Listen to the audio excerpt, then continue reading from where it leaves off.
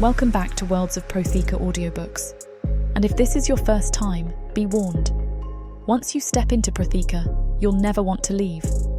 With beasts who will stop at nothing to protect the women they love, and women who are only just finding out what a real man can be, you'll lose yourself in the dark romance of these fantasy stories. To bring you these free full audiobooks, we have to listen to this platform's guidelines, and they say that Protheka's steamiest scenes aren't allowed. But you can still get them from the unabridged version of any Prothekan audiobook. All you have to do is go to worldsofprotheka.com. With promo code YouTube30, we're offering you the opportunity to get 30% off of any audiobook, ebook, or bundle. We appreciate you subscribing to the channel, as it makes bringing these free full audiobooks to you possible. Don't forget to like and comment to let us know what you think. Protheka's magic is eternal, and this story is just the beginning.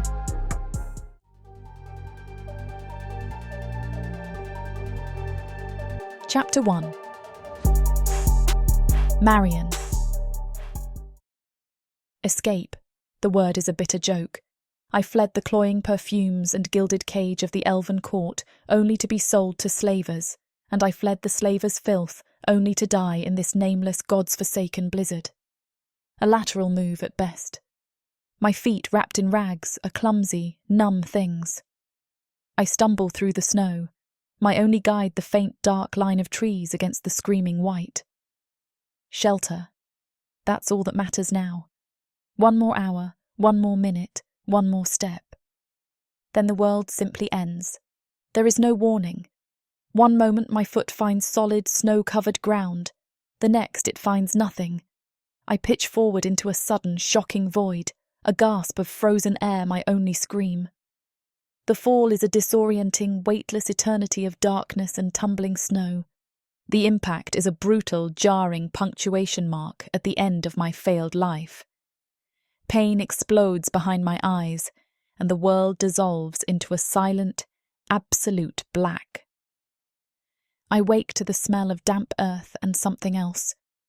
Something ancient, cold, and utterly alien. The roaring of the wind is gone, replaced instead by a profound, echoing silence, broken by the slow, rhythmic drip of water. My head is throbbing, a deep, percussive ache that matches the drip from somewhere above. I push myself up, my body a symphony of bruises. I am in a cavern. The darkness is not the natural dark of a moonless night, but the deep, oppressive black of the under-earth. Faint, orange light flickers in the distance, casting long, dancing shadows that make the stalactites look like the teeth of some great sleeping beast. Before I can make sense of this new hell, they are on me. They move with a silent, liquid grace that is not human, their forms emerging from the shadows like ghosts. Ghostly white skin, dark socketed eyes that seem to absorb the light, and a palpable aura of cold, indifferent power. Fracken. The whispered horror stories of the elven court, the monsters that live beneath the mountains, are real. They do not speak.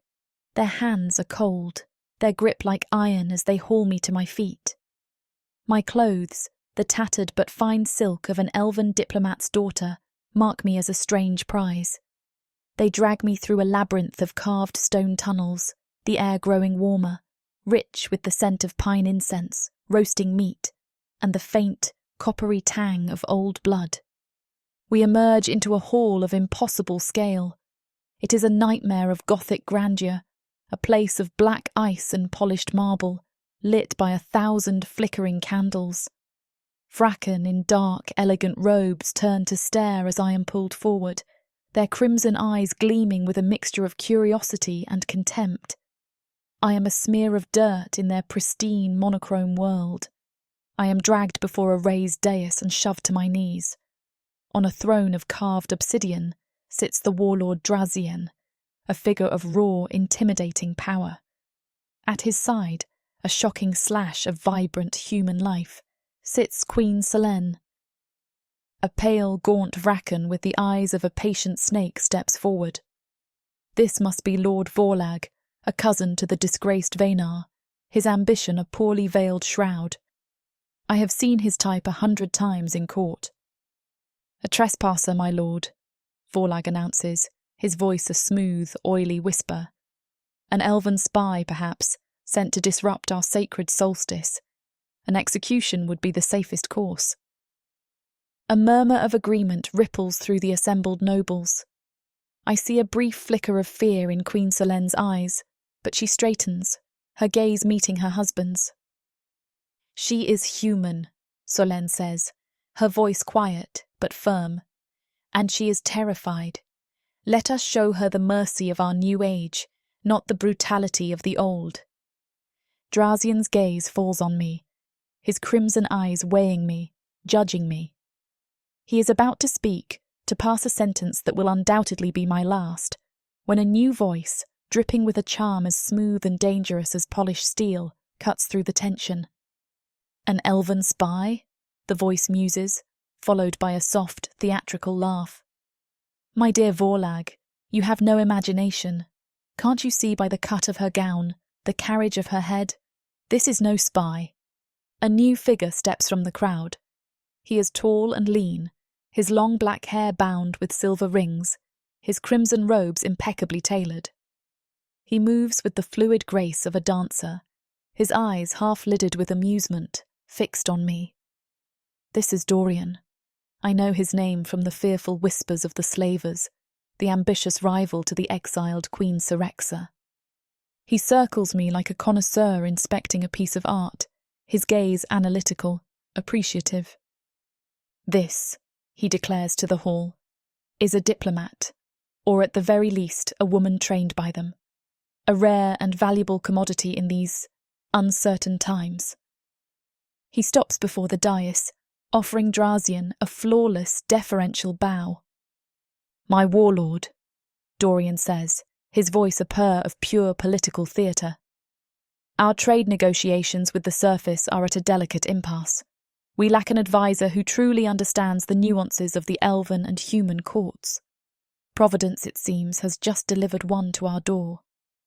He turns and offers me his hand, his smile a dazzling, predatory thing. "I will take her," he announces, as if claiming a prize. "She will be my new advisor, a guest under my protection." The hall erupts in a cacophony of shocked and furious whispers. I hear a woman's sharp, cruel laugh from a nearby cluster of nobles. "Did you hear that, my dear?" she hisses. "He's found himself a new pet now that Serexa is gone." The word pet sends a jolt of cold fury through me. I look at Dorian's outstretched hand, at his charming, manipulative smile, and I see my situation with perfect, soul-crushing clarity. I have not been saved. I have been claimed. I have just been traded from one cage to another, and the bars of this one are forged not of iron, but of a charm as false and as deadly as a poisoned kiss. I am a pawn, and a new, far more dangerous game has just begun.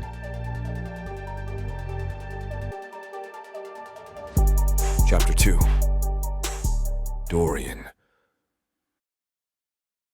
I enter the Great Hall not as a supplicant, but as a victor returning from a successful campaign. The air is rich with the scent of pine incense, mulled ash wine, and the low, sibilant hiss of whispers, a perfume I find far more intoxicating than blood. Every head turns as I pass, every quiet conversation faltering. I offer them all a slow, charming smile, a gesture of pure, unadulterated performance meant to both reassure my allies and infuriate my enemies. My claim on the human girl was an impulse, a spur-of-the-moment gambit born of opportunity, but I will paint it as a masterstroke. In politics, after all, perception is the only truth that matters. The whispers follow me as I move toward the central hearth, a pleasant, venomous chorus. They are the same old songs of my treachery, sung by the same bitter choir Serexa left behind when she fled into exile.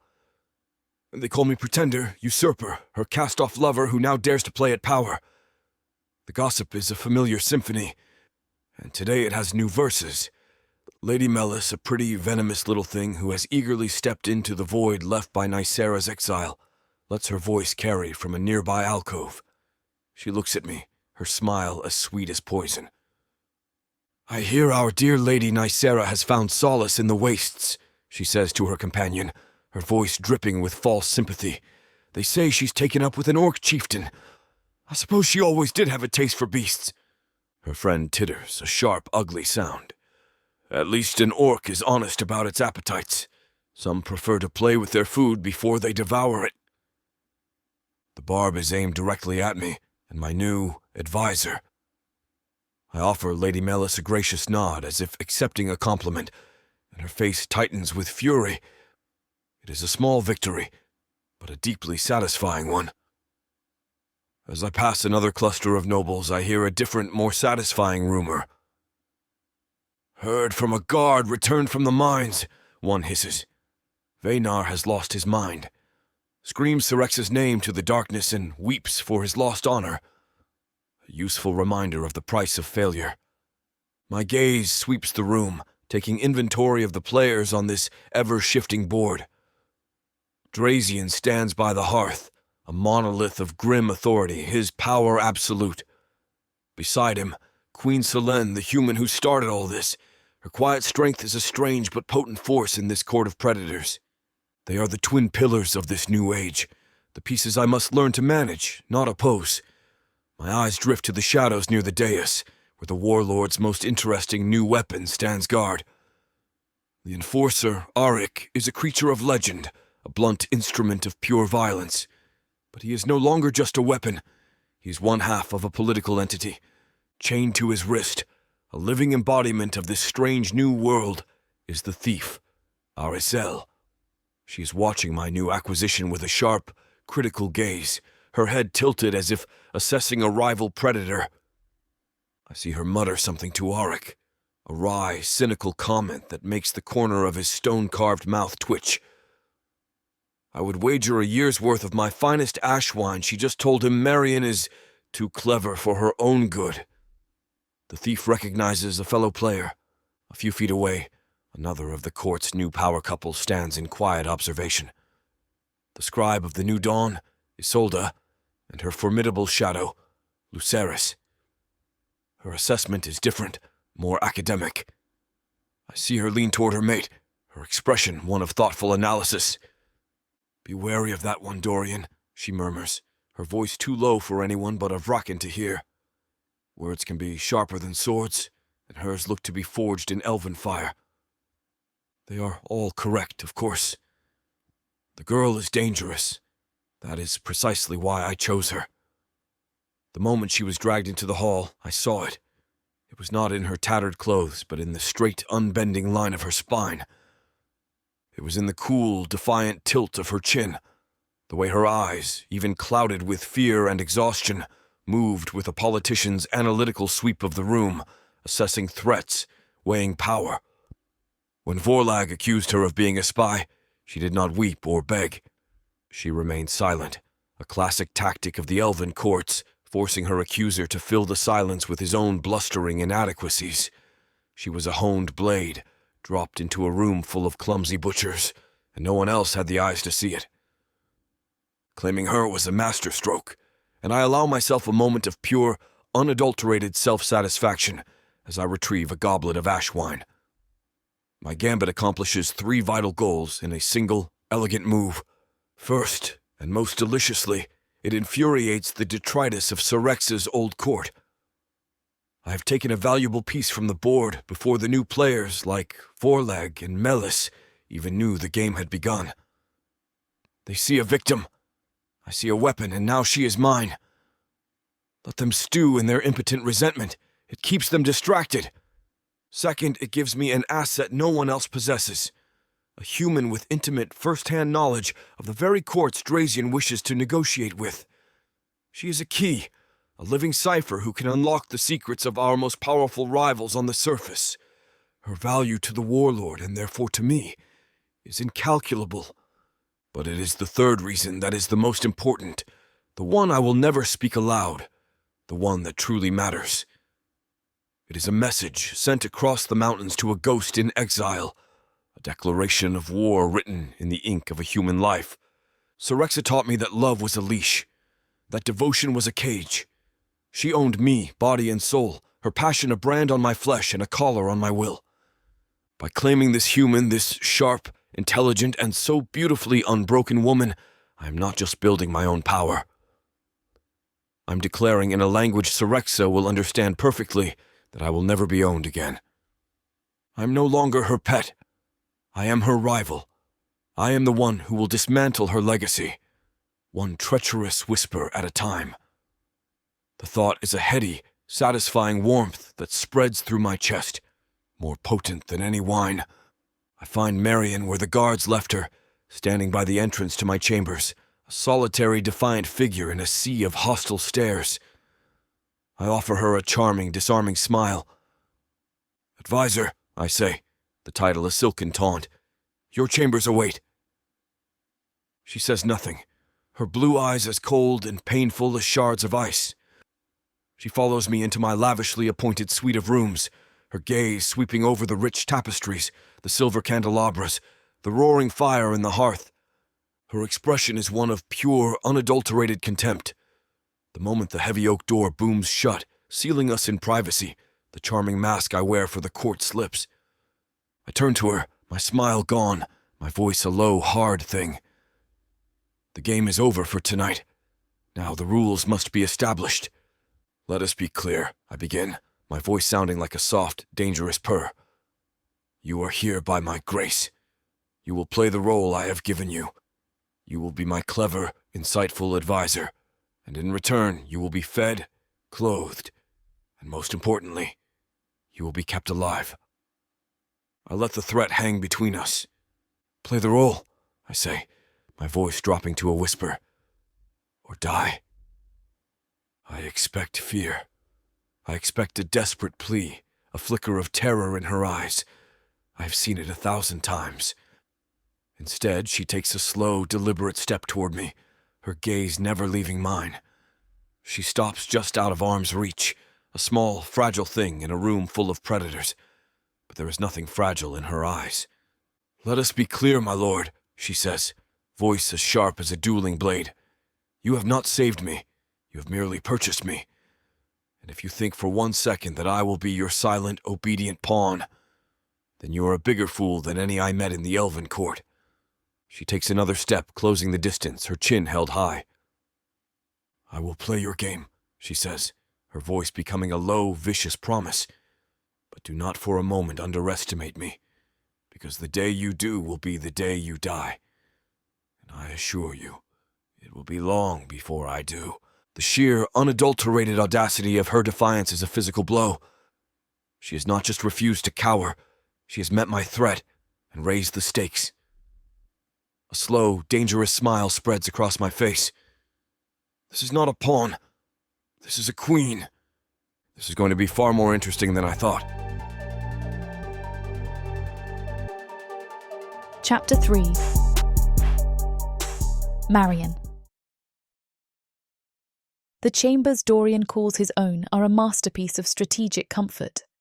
A fire roars in a great hearth of black marble, chasing the cavern's eternal chill from the air and filling the room with the scent of burning ashwood. Rich crimson tapestries depicting ancient bloody hunts cover the stone walls, their woven threads absorbing the sound and creating a pocket of intimate quiet.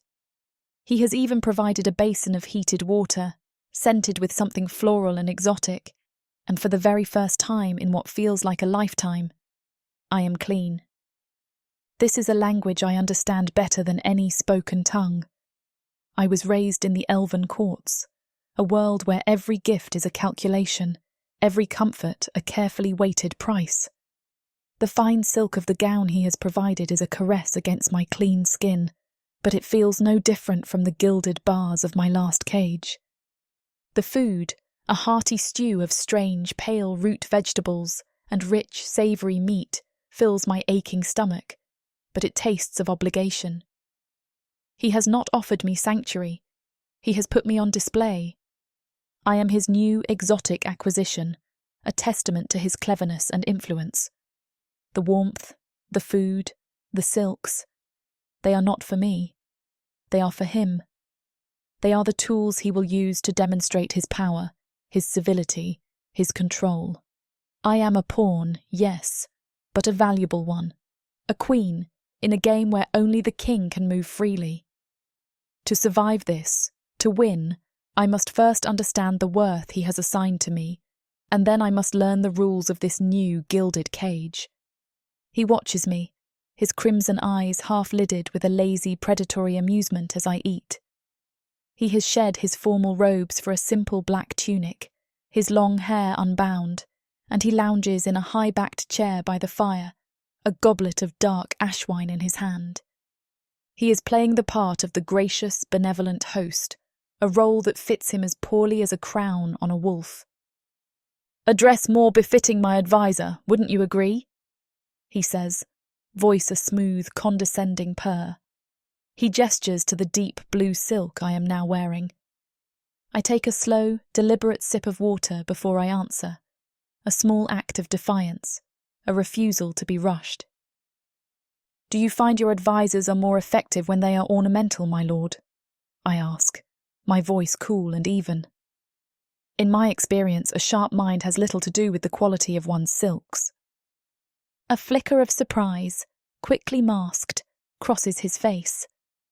He is not used to his pawns talking back.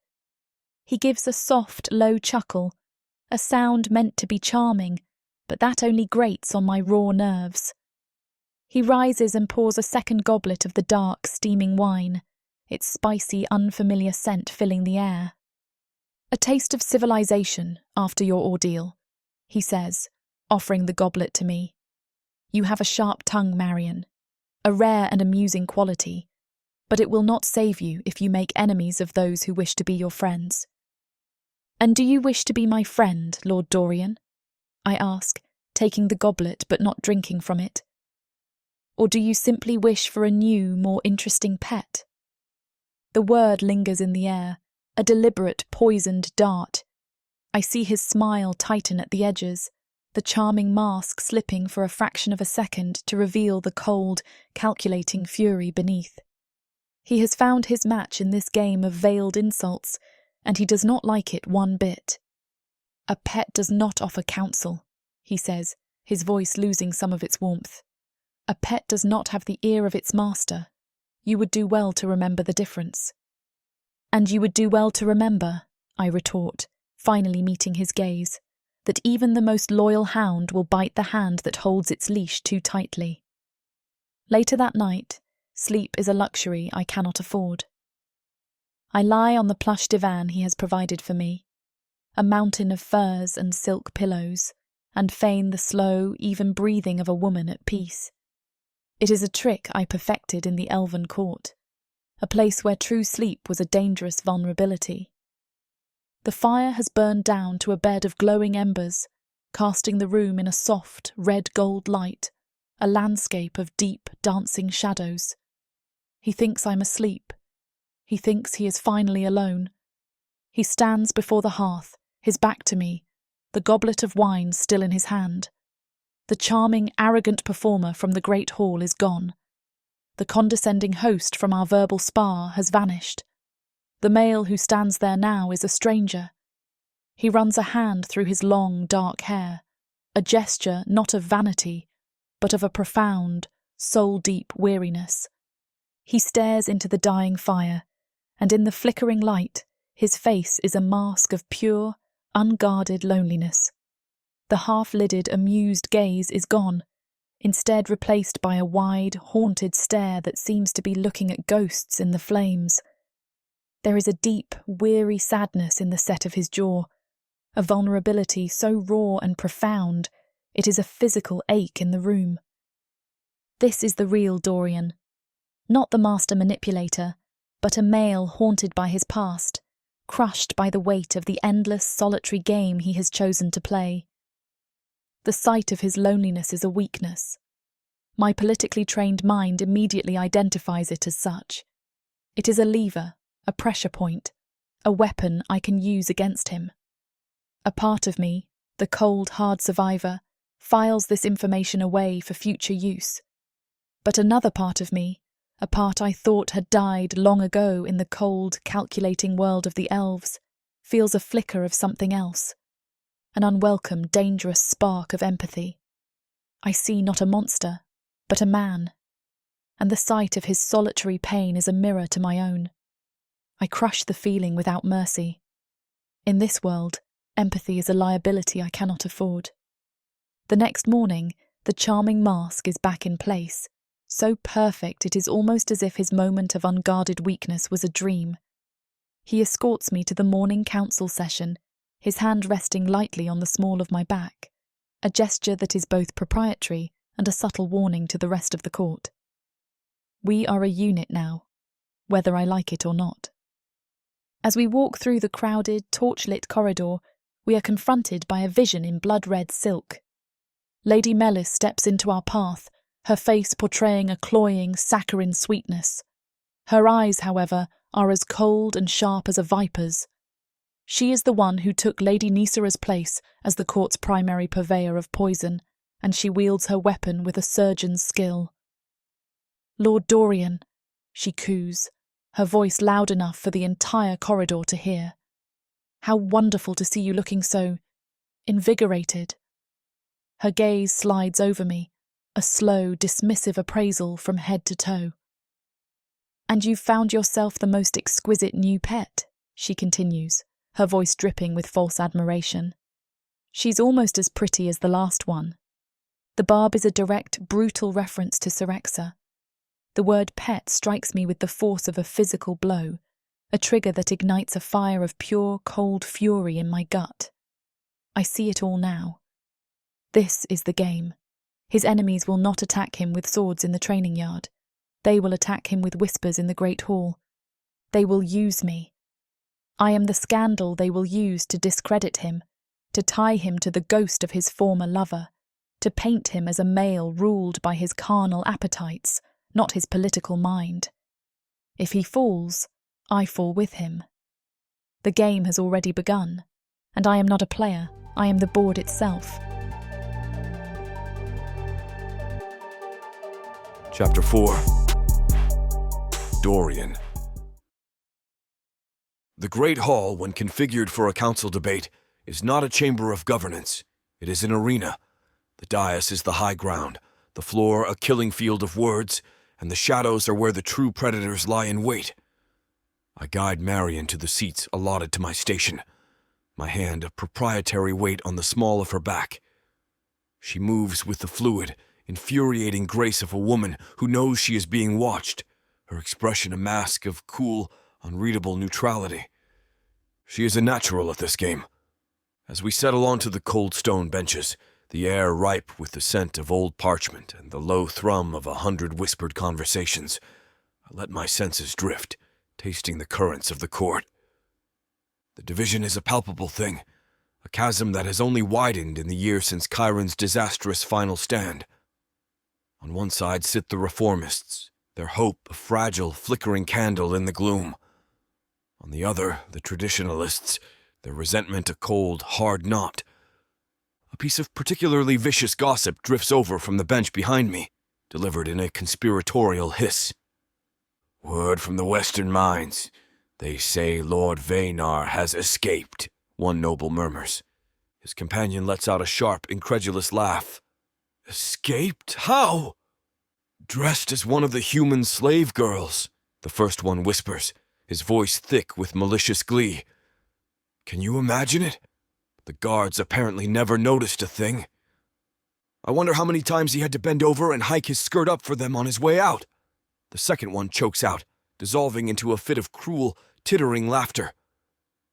I feel Marion stiffen beside me. The casual brutality of the joke is a stark reminder of the world she has fallen into. For me, it is a different kind of reminder. This is the fate of the loser. Not a clean death, but an eternity of humiliation, your name becoming the punchline in a story told by your enemies. The stakes of the day's debate sharpen to a razor's edge. The debate begins, a tedious affair concerning the final ceremonial details of the second vigil feast. The true topic, of course, is power. Drazian wants to replace the last vestiges of the blood rites with a simple toast of partnership. The traditionalists see it as the final erasure of their goddess. It is Lord Vorlag, Vaynar's quiet, serpentine cousin who rises to speak for them.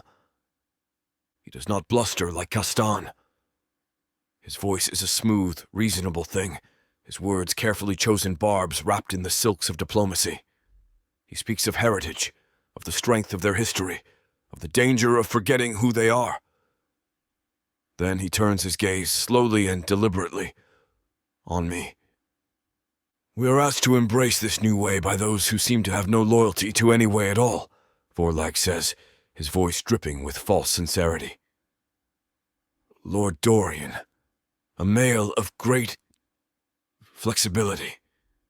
We all remember when he stood as Lady Syrexa's most ardent champion, a fervent supporter of the very blood rights he now asks us to discard.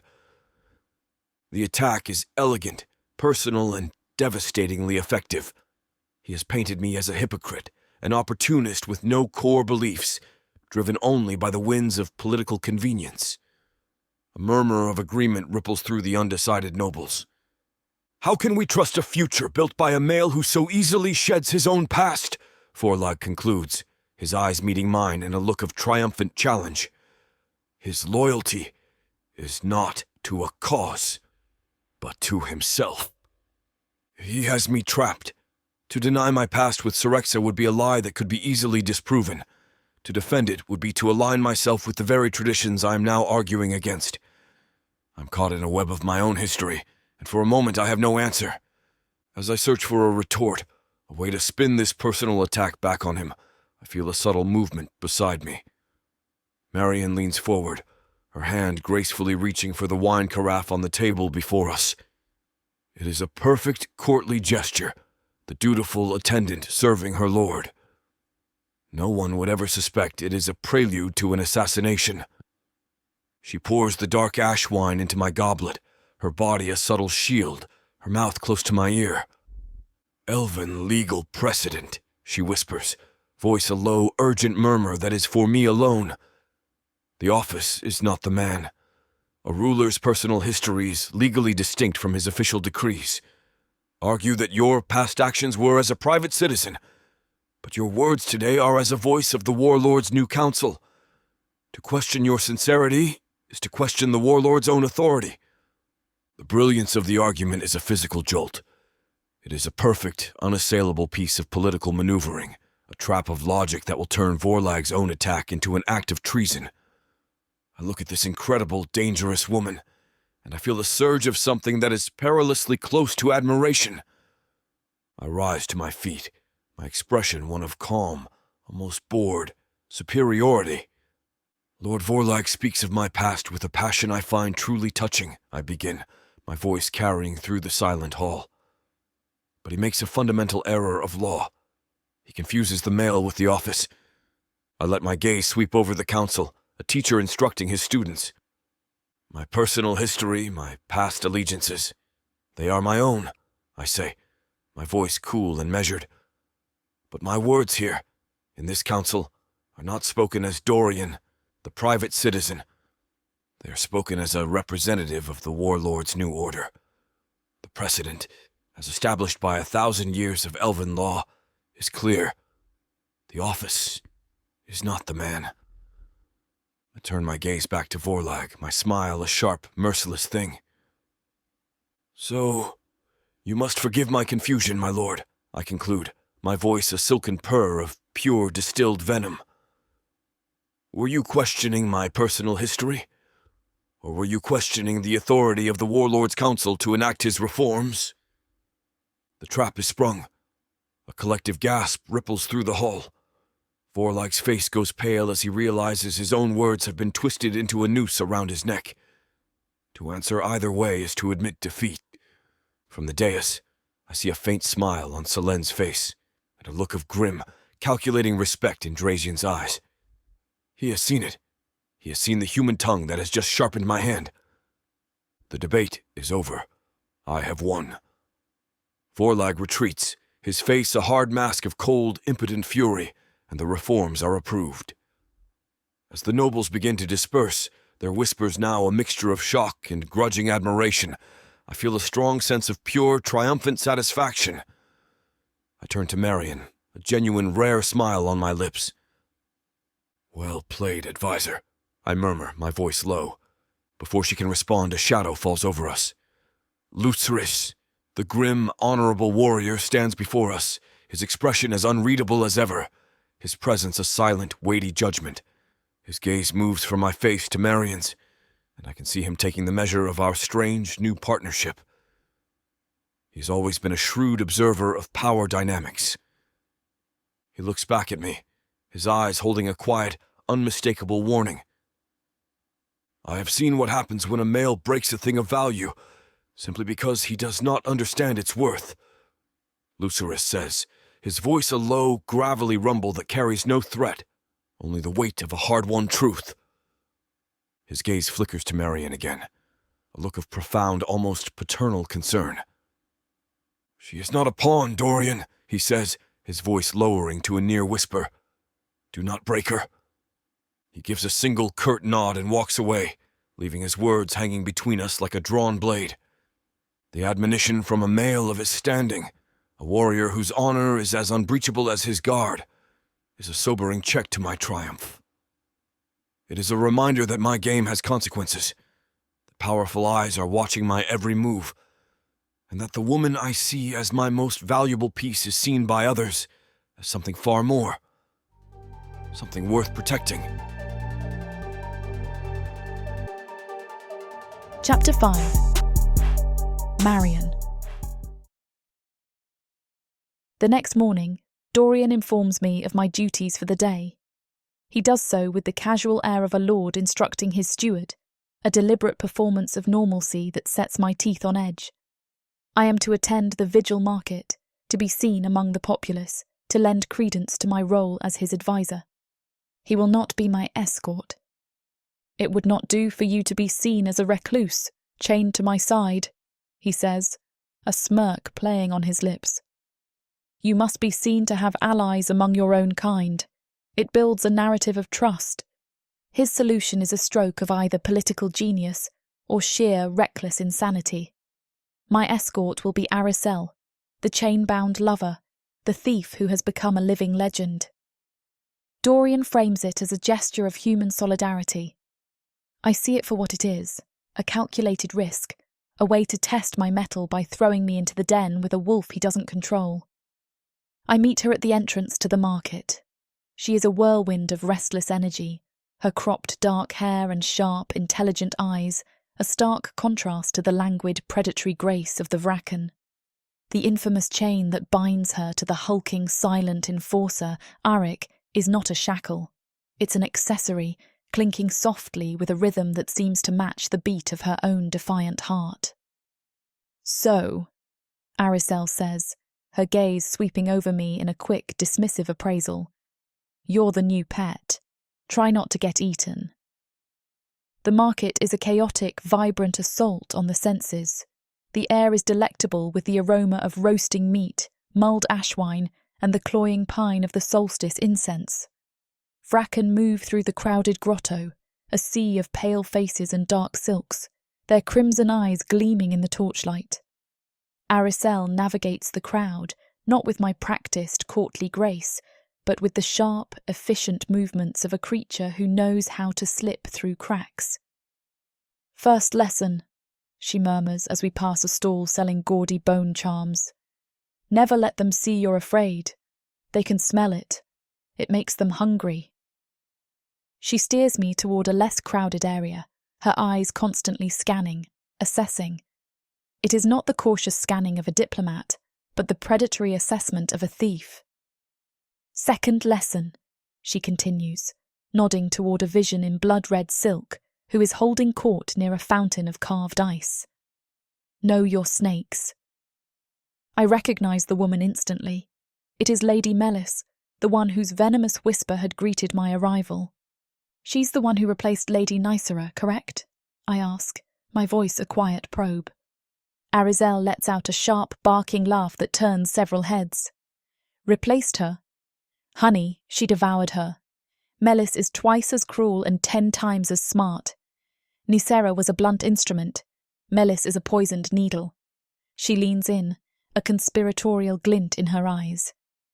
You want to hear what happened to old Nicera? Before I can answer, she plunges ahead, her voice dropping to a theatrical whisper. The court gossip says she found love in the swamps, got herself a big, ugly orc chieftain to keep her warm through the winter. She pauses for effect, a wicked grin spreading across her face. But I heard it wasn't love she found, Arisel concludes, her voice a perfect imitation of a gossiping noble.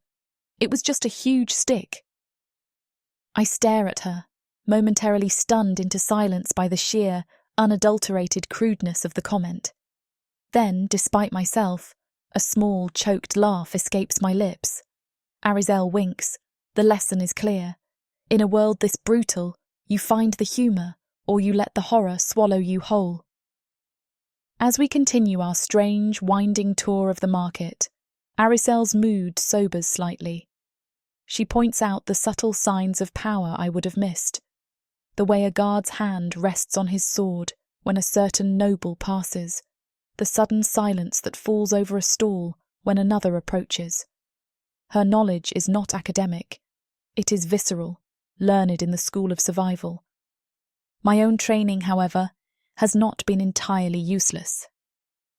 As we pass a large open-air forge where new links for the chains of night are being displayed for public approval, a faint, acrid smell cuts through the general market scents. It is a sharp chemical tang, a scent I recognise from my alchemical studies in the Elven court. My eyes are drawn to the heavy black iron links themselves. They are laid out on a bed of crimson velvet, symbols of the Fraken's new age of unity.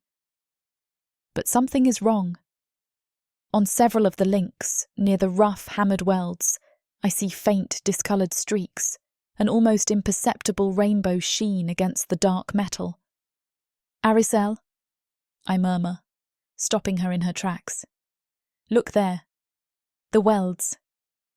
She follows my gaze, her expression of bored cynicism replaced by a sudden, sharp-eyed focus. She sniffs the air, her nose wrinkling in distaste. What is that smell? She asks. Acid, I whisper, a cold dread creeping up my spine. Someone is scoring the links with it. Not enough to be obvious, but enough to weaken the metal, under the full weight of the chain, in the cold of the hall. They'll shatter, she finishes, her voice a grim, certain thing. She looks at me, her usual mockery gone, replaced by the cold, professional respect of one craftsman for another. I saw the academic detail. She understood the practical, brutal result. This is a new kind of sabotage. Not the brute force of last year, but something more patient, more insidious, and far more deadly. Back in the gilded cage of Dorian's chambers, the warmth of the fire does nothing to chase the chill from my bones. The discovery in the market has changed the nature of the game. This is not just about political posturing and veiled insults anymore. This is about murder on a massive scale, and I am standing in the epicenter. My first instinct is to tell Dorian. He is my protector, my patron, the king of this small, dangerous square on the board. But my second, more powerful instinct, the one honed by a lifetime of betrayal, holds me back. I do not trust him. I do not know if he is a part of this plot, or if his entire rivalry with Sirex's loyalists is a complicated, multi-layered deception. To give him this information would be to hand him my only weapon. If he is innocent, he could use it to save us. If he is guilty, he would use it to silence me. I cannot afford to take that risk. I move to the ornate writing desk he has provided for me. The parchment is thick and creamy, the ink a deep, rich black. But I do not write a letter. I begin a ledger. My hand is steady, my script the precise, analytical cant of an elven scholar. I write the date. I write my observations from the market, the presence of Lady Melis, the whispers about Nicera, the fear in the eyes of the reformist nobles.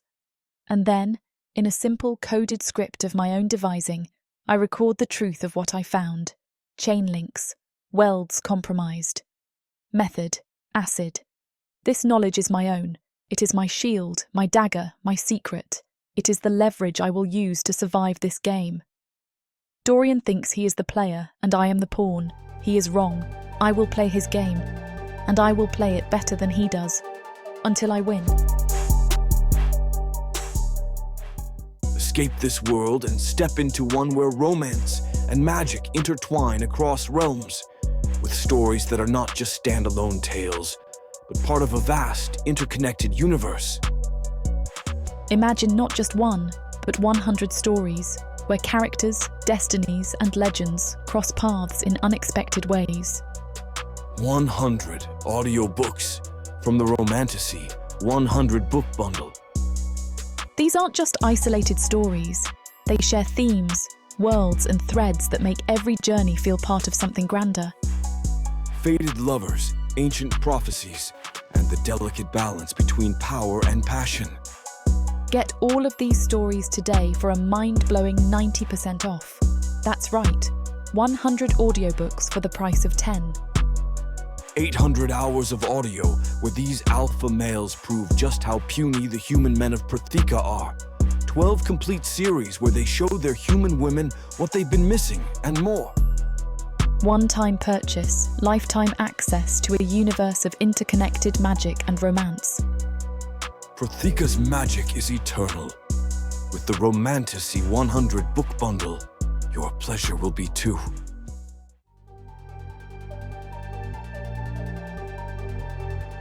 Chapter 6. Dorian.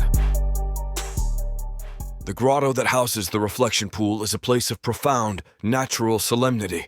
It is a perfect sphere of a cavern, the stone worn smooth by millennia of dripping water. The air is frigid and heavy, thick with the scent of wet rock and the clean, mineral scent of the deep, still water that gives the place its name. Torches burn in high sconces, their light doing little to pierce the gloom, serving only to make the darkness feel deeper, more ancient. It is a place that lends itself to piety, which makes it the perfect stage for political theater. I stand at the edge of the crowd, a silent observer in the shadows, Marion, a warm, living presence at my side. I instructed her to remain close, a necessity for her protection, but the reality of her proximity is a constant, low-level distraction. I can feel the warmth radiating from her body, stark contrast to the cavern's chill, and I find myself acutely aware of the soft, human scent of her skin beneath the floral notes of the oils she now uses. For a creature who prides himself on his absolute control of any given room, I am unnervingly aware of the space she occupies. The assembled nobles are a study in performance. Some, like Lucerys and the Queen, stand with a genuine, quiet reverence. Most, however, are merely playing their part, their faces arranged into masks of pious contemplation. I view the entire ritual with a cynical detachment. I have never heard the voice of a goddess in the silence, only the echoes of my own ambition. The water is not a conduit to the divine. It is a mirror, and most of the fools who stare into it are only looking for a prettier version of themselves. The silent hour begins. The warlord gives a curt nod, and a hushed reverence falls over the grotto. One by one, the nobles step to the very edge of the vast black pool and stare into its depths, seeking their fortunes. It is a tedious, self-indulgent affair, but this year it has a new, dangerous undercurrent. I see Lord Vorlag near the far side of the pool, his expression one of serene piety, but his eyes are alert, watchful. He gives a subtle, almost imperceptible signal. The performance begins. A lesser noble, one of Vorlag's known sycophants, stumbles back from the water's edge with a theatrical gasp. "Blood!" he cries, his voice a reedy, trembling thing. I see the waters filled with the blood of the unfaithful. The goddess is displeased. A wave of nervous murmurs ripples through the crowd. Before the sound can die down, another of Vorlag's faction, a brutish warrior with more muscle than sense, lets out a roar of his own. "I see her!" he bellows, pointing a trembling finger at the water. "The true queen, Lady Syrexa. She returns on a tide of fire to reclaim her throne and punish the weak." It is a coordinated psychological attack, a chorus of lies designed to hijack the right, to sow fear and chaos, to make the assembled nobles long for the brutal certainty of the old ways. They are not just reporting visions. They are attempting to summon a ghost, to use the memory of Syrexa as a weapon against Drazian's fragile peace. It is a clumsy, heavy-handed performance, and I find it deeply, professionally, insulting. As the shouts of the false prophets grow louder, threatening to turn the fearful murmurs of the crowd into a full-blown panic, I feel a sudden, warm pressure against my side. Marion has moved closer, her body a small grounding presence in the rising tide of chaos. She leans in, her lips so close to my ear that her breath is a warm ghost against my skin. "Watch Lady Melisse," she whispers, her voice becoming a low, clinical observation, completely devoid of fear. She is not watching the water. She is watching the crowd's reaction. She is measuring fear. Her observation is as sharp and precise as a surgeon's scalpel. She is right. Melis is not a performer in this play. She is its director, gauging the effectiveness of her actors. "And Vorlag," Marion continues, her voice a soft, intimate counterpoint to the growing shouts. "He is the true believer. He is not faking his vision. He genuinely sees the ruin he is trying to create." In the darkness, her voice is a singular, grounding reality. The political theater, the shouts, the manufactured piety. It all fades to a dull, distant hum. My entire world narrows to the shocking, profound intimacy of her presence.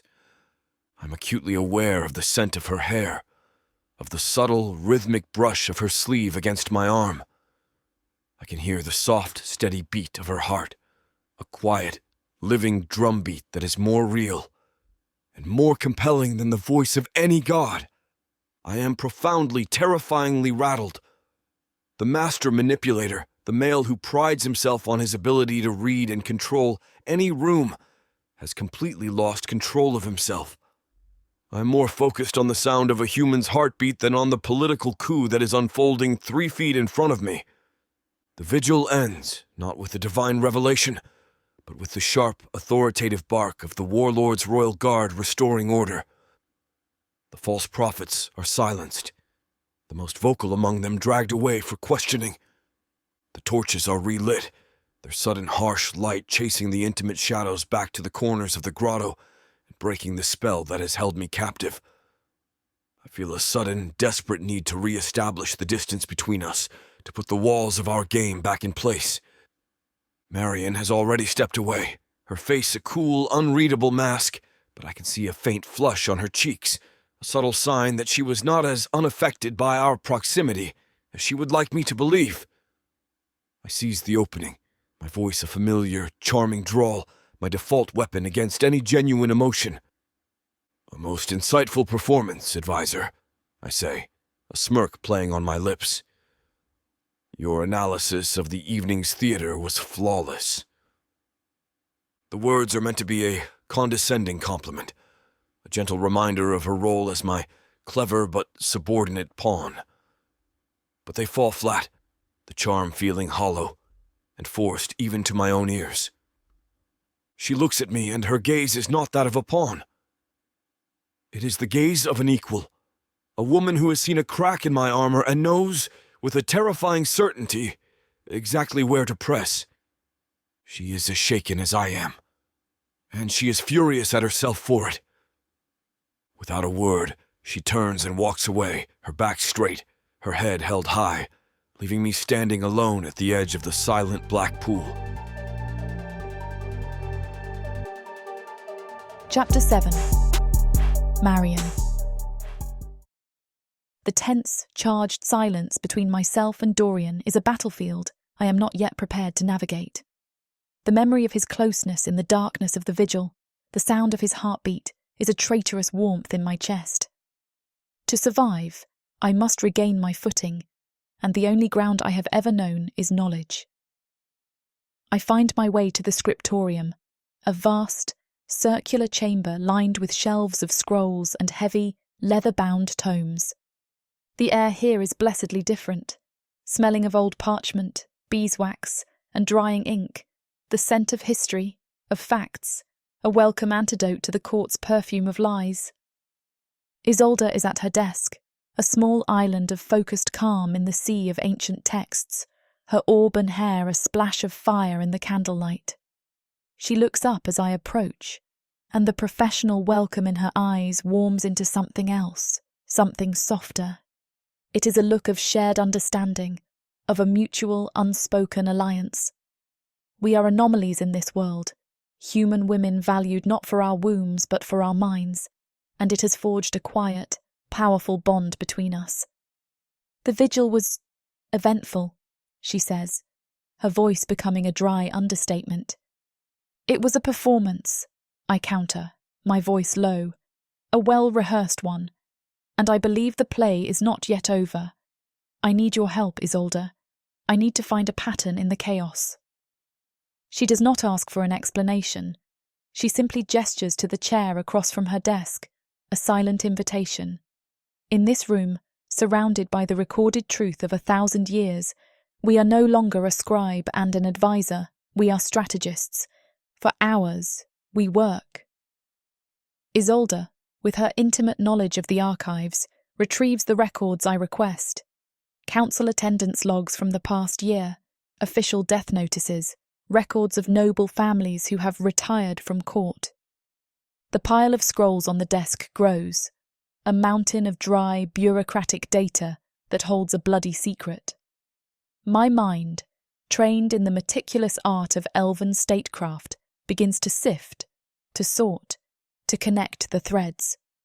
I create a list, my quill scratching a sharp, urgent rhythm in the silence of the scriptorium. On one side of the parchment, I list the names of every noble who has died in a hunting accident, a sudden illness, or who has simply disappeared in the last 6 months. On the other, I list their known political affiliations, their voting records from the council logs Isolde provides. As the list grows, a chilling, undeniable pattern begins to emerge, a cold, hard line of logic in the midst of the chaos. Every single one, every name on my list of the dead belonged to a Vraken who had publicly and consistently voted in favour of Drazian's reforms. The quiet but influential Lord Rathmore, who argued for human education. The fierce Lady Jasina, who proposed a mixed Vraken-human city guard. The old respected Elder Gothran, who had been one of the first to support Selena's place on the throne. They were not just reformists, they were the pillars of the new age. And someone is systematically removing them, one by one. It's a purge, I whisper, the words a cold stone in my throat.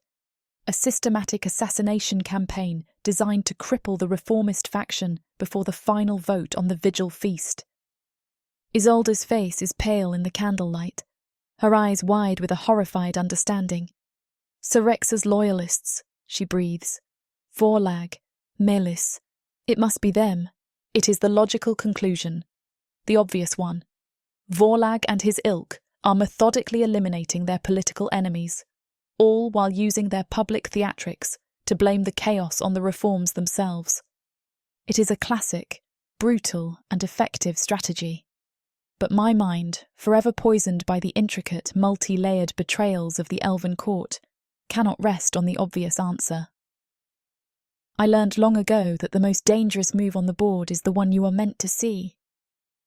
Or, I say slowly, the thought is a venomous and terrifying thing taking shape in my own mind. It is the one person who benefits most from the chaos, the one who gains power by appearing to be the only one who can navigate the storm. Isolde stares at me, her expression a mixture of confusion and dawning horror.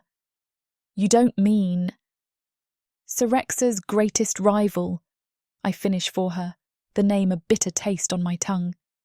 The one who gains the warlord's favour by appearing to fight her ghost. What if he is not fighting a ghost at all? What if he is simply cleaning the board of his own future rivals, all while using Syrexa's name as the perfect, untraceable scapegoat? The accusation hangs suspended, a terrible, monstrous possibility. My own heart is pounding, a frantic, terrified rhythm against my ribs. I do not want it to be true. The memory of his closeness in the dark, the flicker of weary loneliness I saw in his eyes. It all rebels against this cold, cynical logic.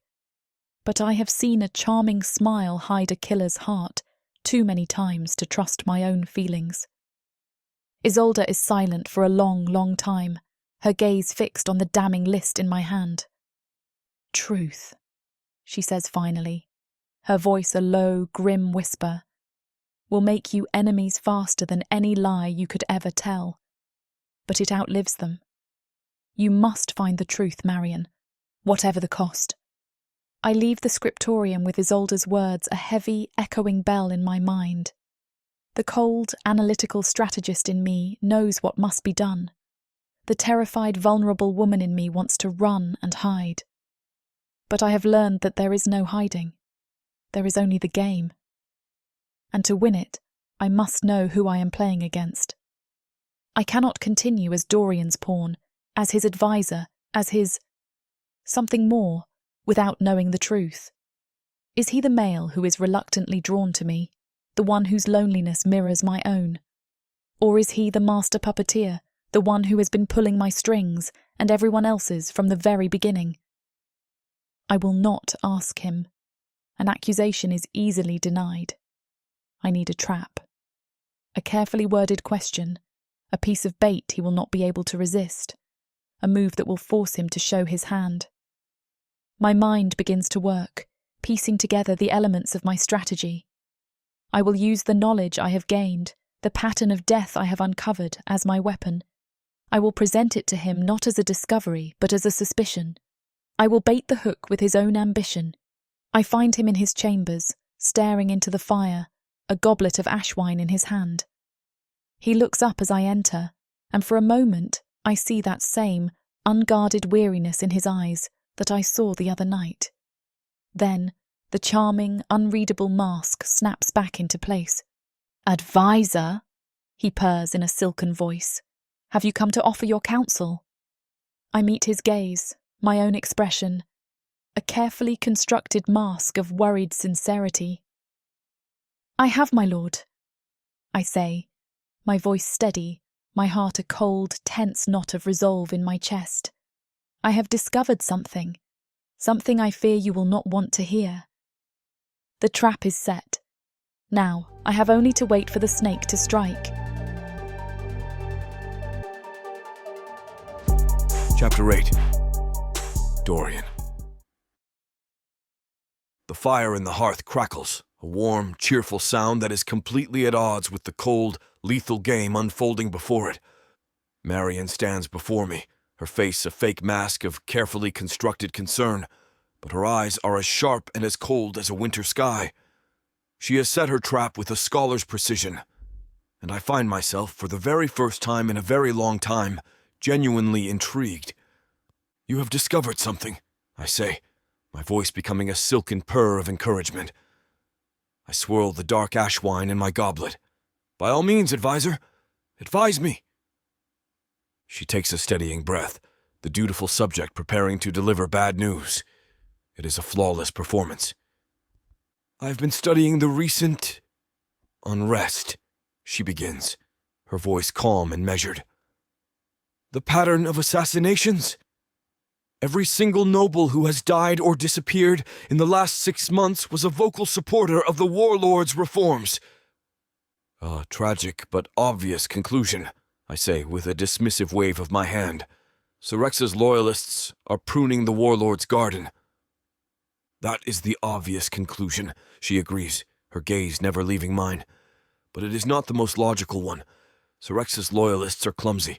They announce their intentions with false prophecies and public brawls. This is a campaign of quiet, surgical precision." She takes a step closer, her voice dropping, becoming a blade of pure, clinical analysis. "The most logical culprit," she continues, "is the one who benefits most from the chaos. The one who gains the warlord's trust by appearing to be the only one capable of navigating the storm. The one who eliminates the reformists, his own future rivals for influence, all while using Syrex's ghost as the perfect, untraceable scapegoat." She lets the accusation hang in the air, a final damning piece of logic. Then she asks the question, her voice a quiet, devastating blade. "Is it you, my lord? Are you killing your rivals?" For a single stunning heartbeat, the world stops. The question is a painful physical blow, a shard of ice driven deep into my chest. It is not the accusation itself that shocks me. I have been accused of far worse. It is the source, that she, the one person who has seen a flicker of the truth beneath my masks, could look at me and see only another killer. It is a rare and unwelcome feeling. It stings. I do what I've always done when faced with a genuine emotion. I perform. A slow, amused laugh escapes my lips, a sound I've perfected over a century of council debates and bedroom betrayals. I take a slow sip of my wine, my movements a study in relaxed, condescending power. "My dear advisor," I say, my voice dripping with a fond, paternal disappointment, "your mind is a beautiful, intricate weapon, but you have been trained in the elven courts, a place of delicate poisons and whispered betrayals. You do not yet understand the Vraken way." I set my goblet down and rise, closing the space between us. I stop just before her, looking down into her cold, unflinching eyes. "We are not subtle people, Marion," I continue, my voice a soft, dangerous purr. "We do not use poison when a blade will do. Your logic is elegant, but it is flawed." I reach out, my fingers gently brushing a stray strand of hair from her cheek, a gesture that is both intimate and a chilling assertion of my power. Her skin is warm, alive. "If I wanted you dead," I whisper, my voice a breath of cold air against her skin, "you would simply be gone. There would be no game, no intrigue. You would just cease to be. Do you understand?" I expect her to flinch. I expect a flicker of fear, a sign that my veiled threat has found its mark. But she does not. She simply stares back at me, her blue eyes as clear and as deep as a frozen lake, and in their depths I see not fear, but a quiet, analytical disappointment. She sees through the performance. She knows I'm hiding something, and in that moment I realize that my usual masks, my charm, my threats, they are useless against her. She does not want a performer. She wants a truth. And so, in a reckless gambit that is either madness or genius, I decide to give her one. I step back, the charming smile fading from my face, replaced by a weary, bitter honesty. "You are right to suspect me," I say. The admission is a stone in my throat. I was Cyrexus. For 50 years I was her creature, her lover, her confidant, her most loyal champion. I turn and walk to the hearth, staring into the dancing flames at the ghosts of my past. "She did not love me," I continue, my voice a low, rough thing I barely recognize. "She owned me. Her bed was not a place of passion. It was a cage, a beautiful, gilded cage where she taught me that love was a leash, that devotion was a brand. She forged me into the weapon she needed, and I served her with a loyalty that was indistinguishable from worship. I finally turned back to face her, letting her see the raw, unmasked truth in my eyes. When Drazian cast her out, he did not just break her power, he broke my chains. I am not her secret ally, Marion. I am her greatest betrayal. I do not just want her loyalists gone. I want her name, her legacy, her every memory, burned from this city until not even the ash remains. The raw, ugly truth of my confession hovers, a fragile, dangerous bridge.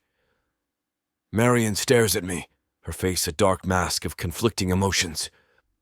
I see the cynical politician weighing the strategic value of my words, but I can also see the woman, her expression softening with a flicker of an empathy she does not want to feel. She is wrestling with the one thing a creature of logic can never truly account for, the messy, contradictory chaos of a wounded heart. Before she can speak, before she can render her verdict, the great oak door to my chambers opens without the courtesy of a knock. Auric enters, a mountain of silent menace that seems to suck the very air from the room. Chained to his wrist, a silent, watchful shadow, is Aricel. The enforcer's crimson gaze sweeps over the room, dismissing me as an irrelevance, and lands with a heavy, protective weight on Marion. He is not here as a diplomat. He's here as a threat. The warlord is aware of the recent attempt on your life, Auric says, his voice a low, gravelly rumble. He is speaking to Marion, but his words are a clear, undeniable warning to me. He has taken a personal interest in your continued survival. He takes a single, deliberate step into the room, his presence an invasion. He finally turns his gaze on me, his eyes as cold and as hard as chips of obsidian. If she dies, he says, his voice dropping to a low, deadly promise, you will answer to me. The blatant, brutal threat is a gauntlet thrown at my feet. It is a leash, a chain, a declaration that I am not just a free agent in this game, but a subject, a tool, my actions now bound by the warlord's will and policed by his dog. A surge of cold, impotent fury, a feeling I have not felt since the last days of Syrexa's reign, washes over me. With a curt, dismissive nod, Auric turns and leaves, Arizel giving me a final, knowing smirk as the door booms shut behind them. I'm left in the sudden, ringing silence, my confession forgotten, my fragile truce with Marion shattered. I am trapped by the ghosts of my past, trapped by the machinations of my enemies, and now trapped by the heavy, iron-fisted protection of my supposed allies. And I've never felt more alone.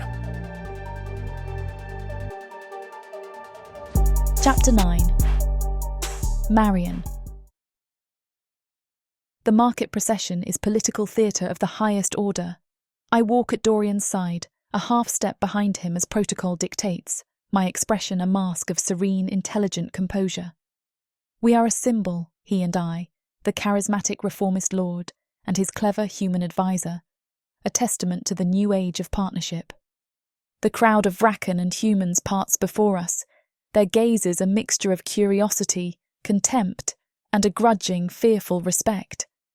It is a game, and for the first time since my fall into this world, I feel as if I am playing it well.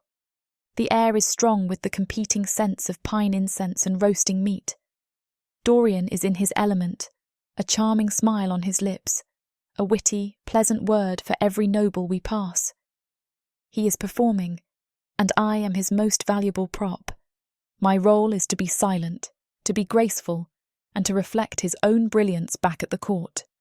It is a role I have played 1,000 times before, and I despise it with every fibre of my being. We pass beneath a high, shadowed archway connecting the market to the great hall. It is here, in the moment of transition, in the brief dimming of the torchlight, that the world dissolves into chaos. There is no warning. Only a sharp, whistling sound, the whisper of a serpent cutting through the air, followed by a collective, horrified gasp from the crowd. I see a flicker of motion from the archway above, a dark shape disappearing back into the shadows. Another whistle. This one is closer, aimed directly at me. Before my mind can even process the threat, Dorian moves. He is a blur of black and crimson, his body crashing into mine, shoving me hard to the side. I stumble, my courtly grace gone, and crash against the stone wall of the archway. In the same instant, I hear him let out a sharp, guttural grunt of pain. The crowd erupts into screams. Guards shout, their swords ringing as they are drawn from their sheaths. An arrow, its shaft black and fletched with crow feathers, is embedded in the stone wall, just inches from where my head was a moment ago. A second arrow has torn through the sleeve of Dorian's elegant robe, leaving a long, shallow gash along the outside of his arm. Dorian doesn't hesitate. He grabs my arm, his grip like iron, and pulls me with him, away from the chaos, away from the guards. He seems to know exactly where he is going, his movements driven by a pure, desperate instinct for survival. He hauls me through a narrow, winding alley, the sounds of the panicked crowd fading behind us, replaced by the echo of our own frantic footsteps. He stops before a heavy, iron-banded door, a door I would have mistaken for a solid wall. With a grunt of effort, he wrenches it open, revealing a yawning, absolute blackness. He shoves me inside, into the dark, and then follows, slamming the heavy door shut behind us. The sound is a deep, booming, and utterly final note of doom. The silence that follows is profound, a tomb-like quiet that is a stark, terrifying contrast to the screams of the market. The darkness is absolute, a thick, suffocating blanket that robs me of all sense of sight and direction. The air is dead, thick with the aroma of cold iron, coal dust, and a deep, ancient stillness. We are in a forge, an old abandoned chain forge, by the scent of it, trapped, together. I can hear his breathing, a low, ragged sound in the darkness, laced with pain. The reality of our situation crashes down on me. We are alone, we are unarmed, and he is wounded. The forced, unwelcome intimacy of our shared prison is a palpable, suffocating thing, a far more dangerous trap than the one in the market. "Are you hurt?" His voice is a rough, strained whisper from the darkness beside me. "No," I say, my own voice trembling slightly. "You?" "A scratch," he lies, but I can hear the pain he is trying to conceal. The arrow, the wound. My mind, a cold, analytical engine even in this terror, clicks into place. The scent from the market. It wasn't just the smell of steel and feathers. There was something else, something sharp and acrid. "The arrow," I command urgently. "Let me see your arm. The arrow was poisoned." I hear him shift in the darkness, a rustle of silk. "It is a shallow cut, Marion. Nothing more." "A shallow cut is all it takes," I snap, my fear turning to a sharp, clinical anger. I could smell it. Aconite and oil of bitter almonds. It is a fast-acting paralytic. Now show me your arm. The silence stretches, a battle of wills fought in the absolute dark. Finally, with a low, frustrated sigh, he relents. I fumble in the blackness until my hands find the torn silk of his sleeve, then the warm, slick wetness of his blood. My fingers probe the gash, and my heart seizes. It is shallow, but the skin around it is already beginning to feel unnaturally cold. Without another word, I tear a long strip from the hem of my own fine silk gown. I need to clean the wound to get the poison out. As I work, my mind, a cruel and suspicious machine, presents a new, terrible possibility. This was too perfect. The public attack, his heroic rescue, his convenient wound, our forced intimacy in this dark, secluded place. "Did you stage this?" I ask, my voice a low, venomous whisper. I feel him flinch in the darkness, a sharp, sudden intake of breath. "What?" "This attack," I continue, my voice gaining a cold, hard edge as I press the cloth against his wound, harder than I need to. "Was it yours? A piece of theatre to make you look the hero? To finally earn my trust?" The accusation hangs in the air, suspended between us, more poisonous than anything on the arrow's tip.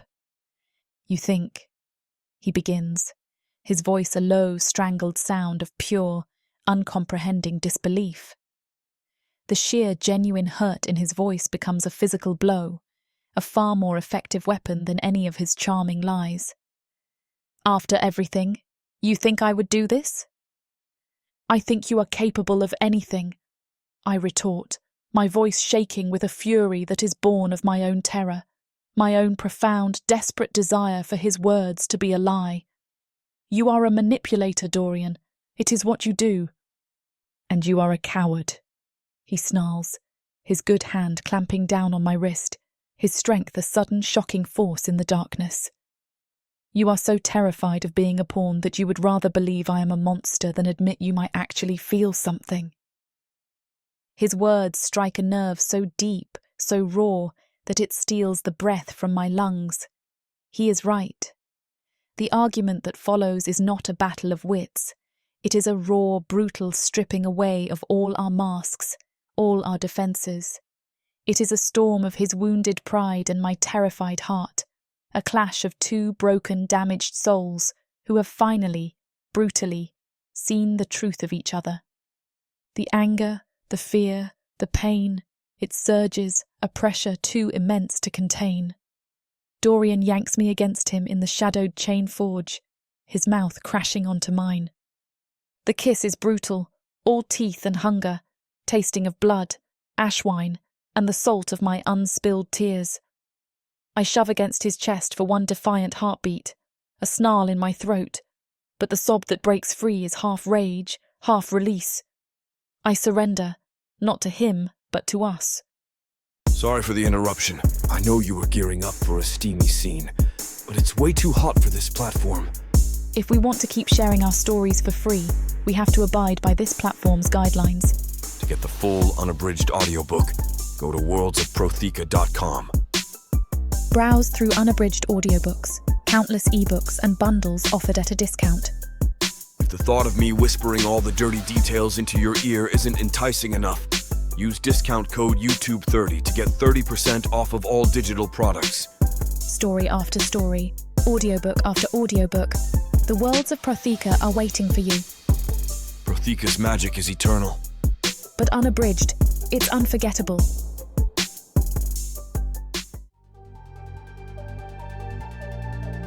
Chapter 10. Dorian. The silence in my chambers is a country I do not know how to navigate. The fire has burned low, and the first faint light of the cavern's artificial dawn is filtering through the high crystal windows. Marion lies beside me on the furs, her breathing a soft, steady rhythm in the quiet, but I know she is not asleep. We are two soldiers in a shared foxhole. The heat of the battle faded, leaving only the cold, awkward intimacy of survival. Her final words from the forge, "I still don't trust you," are a constant echoing refrain in my mind. She gave me her body, but she has kept her soul, her will, locked away. And the most infuriating part is that I find I want it more than I have ever wanted any conquest. My informants arrive before the morning bell, their faces grim. The news they bring is as predictable as it is poisonous. Lady Melis and her vipers have been busy. The story of the assassination attempt has been twisted into a new, more dangerous shape. I did not heroically save my advisor. I staged the entire affair. The assassins were my own men, the poison a harmless theatrical prop. It was all a cynical ploy to gain the court's sympathy and solidify the loyalty of my new human pet. The lie is brilliant in its sheer, infuriating audacity. It takes my one genuine, instinctual act of protection and reframes it as my most calculated manipulation yet. In a court that already sees me as a master of shadows and lies, it is a story they are all too willing to believe. Denial is a fool's game. To argue against a lie is to give it power, to repeat its terms. I learned long ago that the only way to defeat a story is to tell a better one. I find Marion by the hearth, dressed in a fresh gown of deep green silk, her expression a mask of cool neutrality. I need her not just as a prop, but as a willing co-conspirator. Lady Melis has been creative, I begin calmly. I explain the new rumor, watching her face for any flicker of the accusation I saw in her eyes in the forge. There is none, only a weary, cynical understanding. She's played this game before. They will use this to discredit you, she says quietly, and to isolate me. Precisely, I agree, which is why we will not deny it. We will embrace it. We will take their lie and twist it into a truth of our own making. I lay out my plan, my gambit. We will go to the council not as victims, but as partners. We will not deny the attack was a message. We will claim that message as our own. It is a risk. It will place her in even greater danger, painting a larger target on her back. It requires a level of trust she has explicitly told me she does not possess. I need you to stand with me, I say, the words becoming a request, not a command. Not as my advisor, not as my pet, as my ally. She is silent for a long, long moment, her blue eyes searching my face, weighing my sincerity, calculating the odds. Then she gives a single, almost imperceptible nod. "Let's go tell a better story," she says. We enter the great hall together, a united front. The whispers die as we pass, the nobles' faces a mixture of suspicion and a new, uncertain curiosity. I do not wait for Vorlag or Milas to launch their attack. I seize the floor myself, my voice ringing with a cold, controlled fury that is not entirely a performance. "A message was sent yesterday," I begin, my voice becoming a sharp blade in the sudden silence. "An arrow tipped with poison. Lady Melis and her faction would have you believe that I sent it myself. A desperate, theatrical ploy for sympathy." I let a cold, dismissive laugh echo through the hall. "I am many things, my lords, but I am not a fool. If I wanted to earn your sympathy, I would have chosen a far less painful method."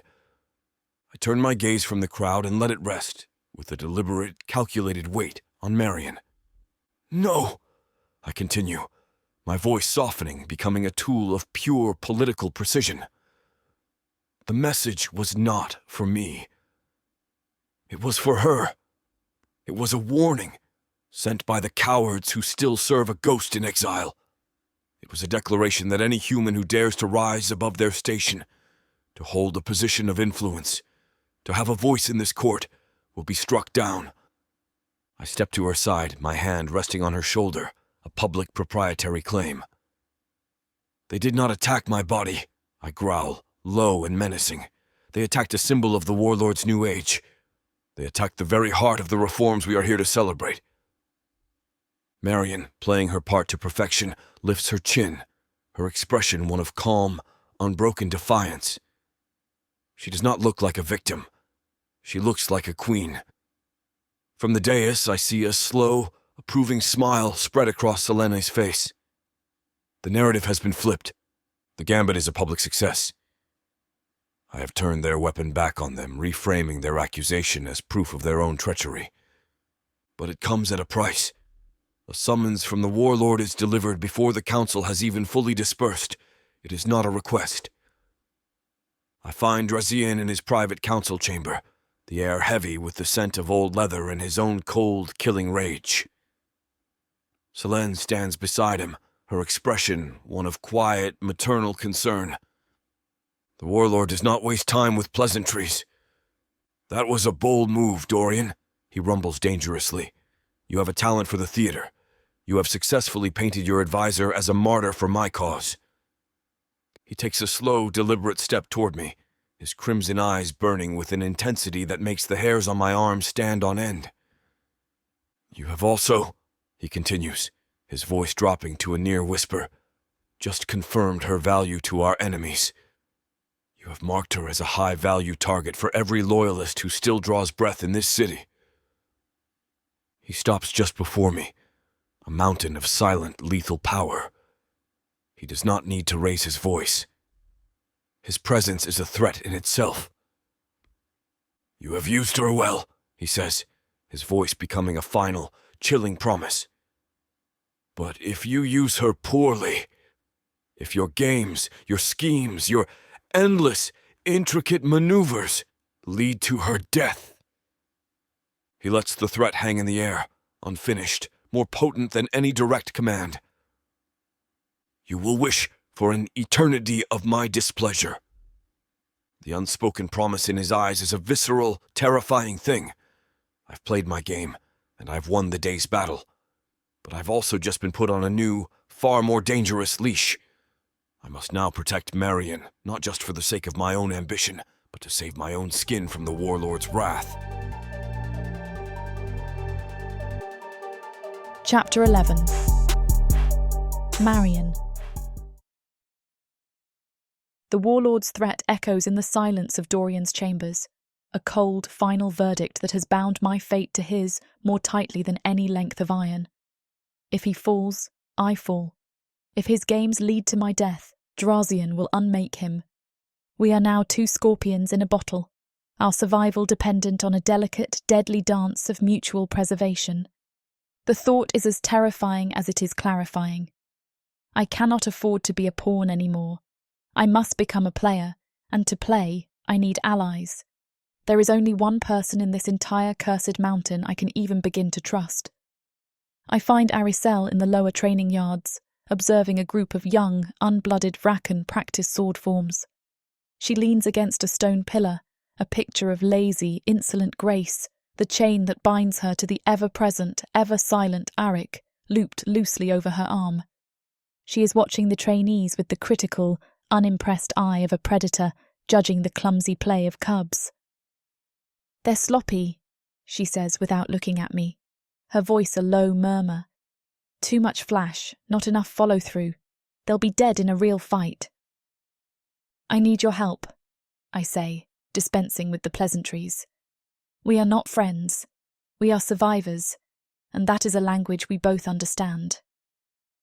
She finally turns her gaze to me, her brown eyes sharp and analytical. "The great advisor needs help from the lowly thief. Dorian's game's not going as planned." "His games are about to get us both killed," I say urgently. "I know who is trying to kill us. I know how they plan to do it. But I don't know where they hide their claws. You know the shadows of this city. I need you to show them to me." She is silent for a long moment, her gaze moving from my face to the hulking form of Arik, and back again. She is weighing the risk, the reward. I am offering her nothing but a deeper entanglement in a game that has already almost killed her once. "Fine," she says finally, a sharp, dangerous grin spreading across her face. "But this isn't for your charming lord. This is for us. The pets are tired of being kicked. It's time we bit back." Aricel leads me away from the grand, torch-lit thoroughfares and into the city's underbelly. It is a world I did not even know existed, a labyrinth of forgotten service tunnels, cramped, dusty corridors, and secret passages hidden behind loose stones and false walls.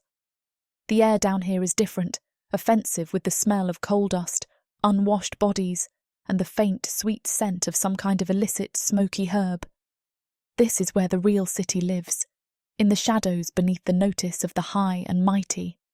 She moves in the darkness with a dancer's grace, her knowledge of this hidden world as intimate and as absolute as a scholar's knowledge of her texts. She exchanges a series of coded nods and quiet, single-word greetings with the denizens of this underworld, a one-eyed human smuggler, a grizzled Vrakan selling information from a dark alcove, a pack of feral-looking children who seem to be her eyes and ears. This is not just a city to her, it is a web, and she is the spider at its centre. "The nobles think the city is a stage," she murmurs, as we slip through a narrow gap behind a row of dormant forges. "They're wrong. The city is a sewer, and all the real monsters live down here in the dark. Her network of whispers has given her a lead. The acid I identified, she tells me, is a rare and highly controlled substance, used primarily in the forges for etching ceremonial blades. But a small secret stash was recently reported stolen, not from the main supply, but from an old abandoned chain forge in the deepest part of the underworks. The same forge, I realise with a jolt of cold dread, where Dorian and I took refuge. The abandoned forge is a tomb. The air is cold and dead, acrid with the scent of a fire that has been extinguished for a century. Aricel moves in and through the darkness with a cat's certainty, her hand trailing along the rough stone wall. "The old ones built secrets into everything," she whispers, her voice a ghost in the oppressive silence. "You just have to know where to look." Her fingers stop on a single, unremarkable stone in the wall behind the great cold hearth. She presses, and with a low, grinding groan, the stone recedes, revealing a dark, cramped space no bigger than a coffin. Inside, nestled on a bed of rotting furs, is an assassin's cache. There are several small clay vials, and when I uncork one, the sharp, acrid scent of the chain-eating acid fills the small space. But it is not the acid that holds my attention. Lying beside the vials is a small leather pouch. I empty its contents into my palm. They are bone charms. A dozen of them, crudely carved, each one a small jagged splinter of bone. And on the surface of each charm, etched in a dark blood-red pigment, is a distinctive, venomous-looking sigil. It is a stylized serpent, coiled and ready to strike. My blood runs cold. I have seen this mark before, in the dusty heraldry scrolls of the scriptorium. Serexa, I breathe, the name a curse. It is her personal sigil, the mark of her house, the banner under which she waged her last bloody war. Arisel peers at the charms in my hand, her expression grim.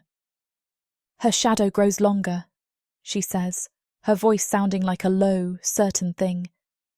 This isn't just a few angry old men anymore, Marion. This is her. She's coming back. I return to Dorian's chambers with a ghost at my side. The knowledge of Serexa's direct involvement changes everything. This is no longer a simple political game of influence and ambition. This is a war, declared from the shadows by an exiled queen who will not stop until she has burned this new world to the ground. I look at Dorian, who is standing by the window, staring out at the faint, artificial light of the cavern. He is handsome, he is powerful, he is a master of this game, and he is a dead man walking. I finally understand. He is not just Serexa's rival. He is her greatest failure, her most profound betrayal. His very existence is an insult to her memory, a testament to her loss of power. When she returns, he will not be her first target. He will be her only target. His past connection to her, the very thing that gives him his unique insight, is also his greatest vulnerability. He is the easiest to frame, the one the court is most likely to believe is a secret traitor. He is a man haunted by a ghost, and I now know that the ghost is real, and it is coming for him with a vengeance that will spare no one. The game has shifted again. My careful, cynical plan to use him, to survive him, feels like a child's idle fantasy in the face of this new, terrible reality. My secret ledger, my hoarded knowledge. It is a pitiful shield against the storm that is coming. To save myself, I must do the one thing I swore I would never do. I must save him. Chapter 12. Dorian. The silent hour vigil in the council hall is a different kind of darkness. It is not the sacred contemplative quiet of the reflection pool. It is the tense, paranoid hush of a room full of predators waiting for a sign of weakness. The air is permeated with the scent of beeswax and fear. Every shadow feels like a threat, every flicker of a distant torch, a potential assassin's blade. I stand with Marion near a great stone pillar, my body a subtle shield, my senses on high alert. The game has changed. She is no longer just my pawn. She is my eyes, my ears, my sharpest and most unpredictable blade.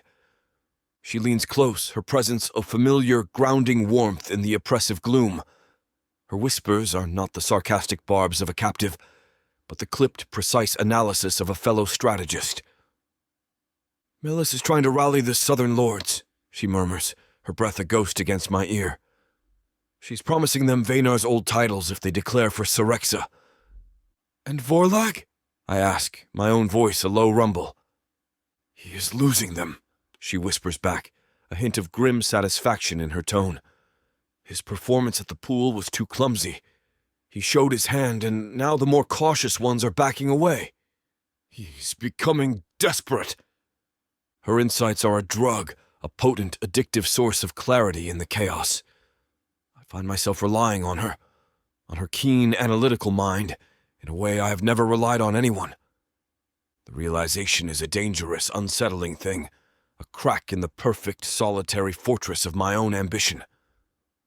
As if summoned by her words, Lord Vorlag makes his final desperate move. He steps into the center of the hall, his face a dark mask of righteous, theatrical fury in the flickering torchlight. "How long will we suffer this poison in our midst?"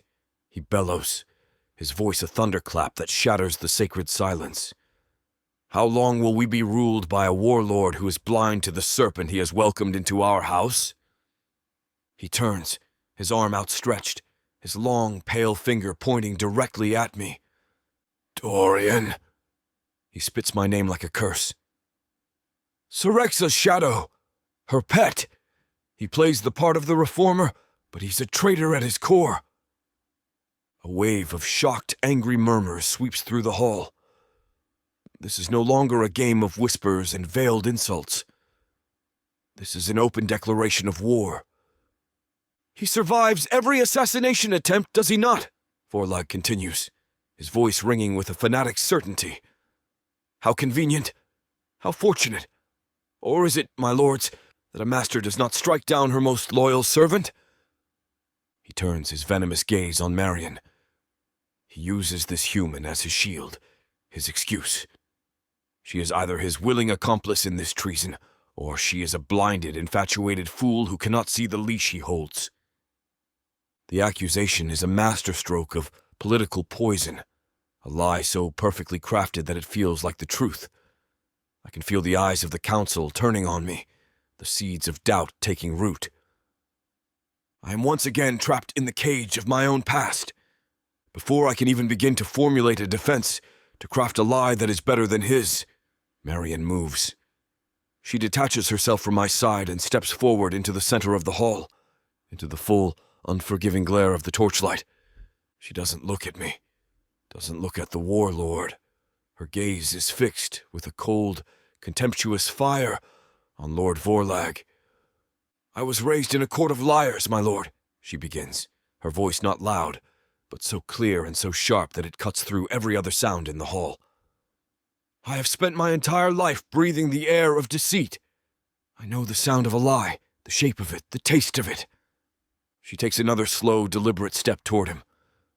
I know a liar's voice when I hear it, she declares, her voice dropping to a low, devastating note of pure, absolute certainty. And his, she says, with a subtle, almost imperceptible nod in my direction, is not one. A collective gasp ripples through the assembly. She has not just defended me. She has vouched for my honor, a human vouching for a Vraken, an act so audacious it borders on blasphemy. You speak of convenience, Lord Vorlag, she continues, her voice now a tool of pure clinical dissection. Let us speak of it. Is it not convenient that the only true casualty of the market attack was a known rival of your own house?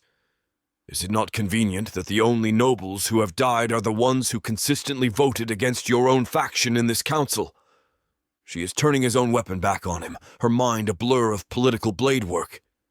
You are not a loyalist, my lord, she concludes, her voice a final damning verdict. You are an opportunist, a vulture picking at the scraps of a war you are too cowardly to fight yourself. You do not serve Serexa. You serve only your own pathetic ambition. Her words fall into the hall like a death sentence. Vorlag is left sputtering, his face a terrifying mask of impotent fury, his lies stripped bare for all to see. The council is in chaos, the nobles now shouting accusations not at me, but at him. Marion has not just won the debate, she has annihilated him. She turns, her composure calm, and walks back to my side, her duty done. Later, back in the blessed, private silence of my chambers, the victory feels hollow. I pour myself a goblet of ash wine, my hand trembling slightly. She stands by the fire, her back to me, the rigid set of her shoulders the only sign of the toll the confrontation has taken on her. She saved me. The simple, undeniable truth of it is a bitter, metallic taste in my mouth. I, Dorian, the master of the game, the puppet master who pulls the strings of kings and queens, needed to be saved, and my savior was a human, a pawn I had intended to sacrifice without a second thought. The feeling that washes over me is not triumph, it is not lust, it is a deeply unsettling and entirely unwelcome gratitude. I despise it. I despise the way her courage makes my own calculated moves feel like cowardice.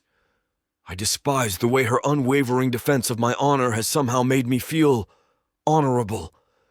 And most of all, I despise the terrifying, undeniable realization that her life, her safety, her trust, now matter to me more than the game itself. This is a vulnerability I cannot afford, a weakness that will surely be the death of me. And I would not have it any other way. Chapter 13.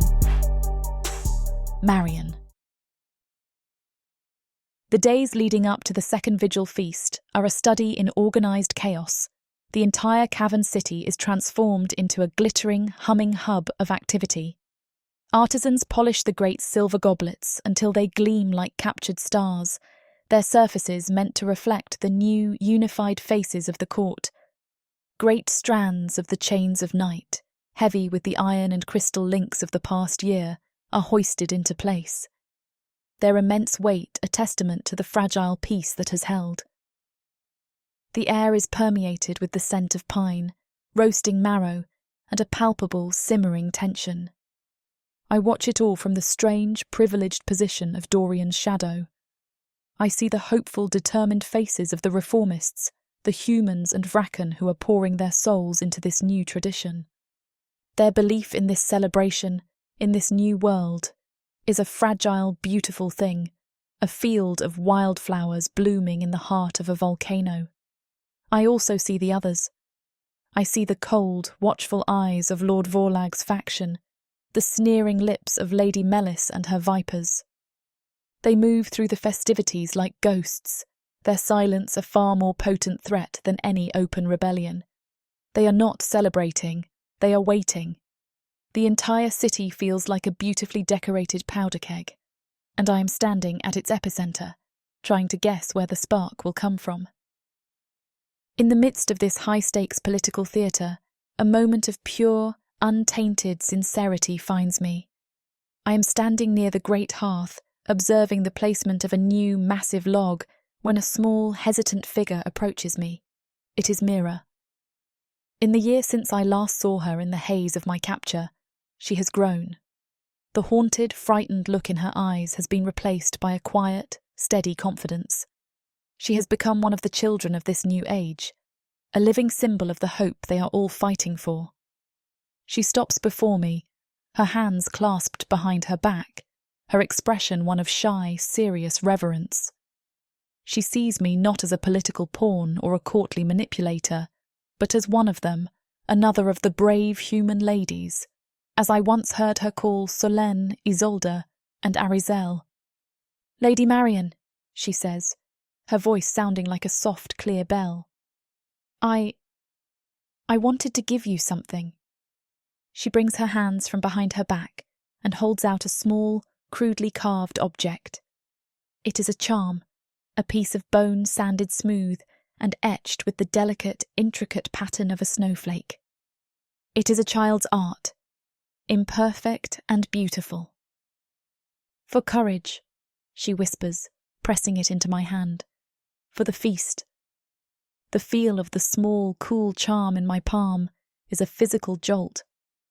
This simple, innocent act of kindness, this untainted gesture of acceptance, pierces through the layers of my cynical, political armour with an ease that is terrifying.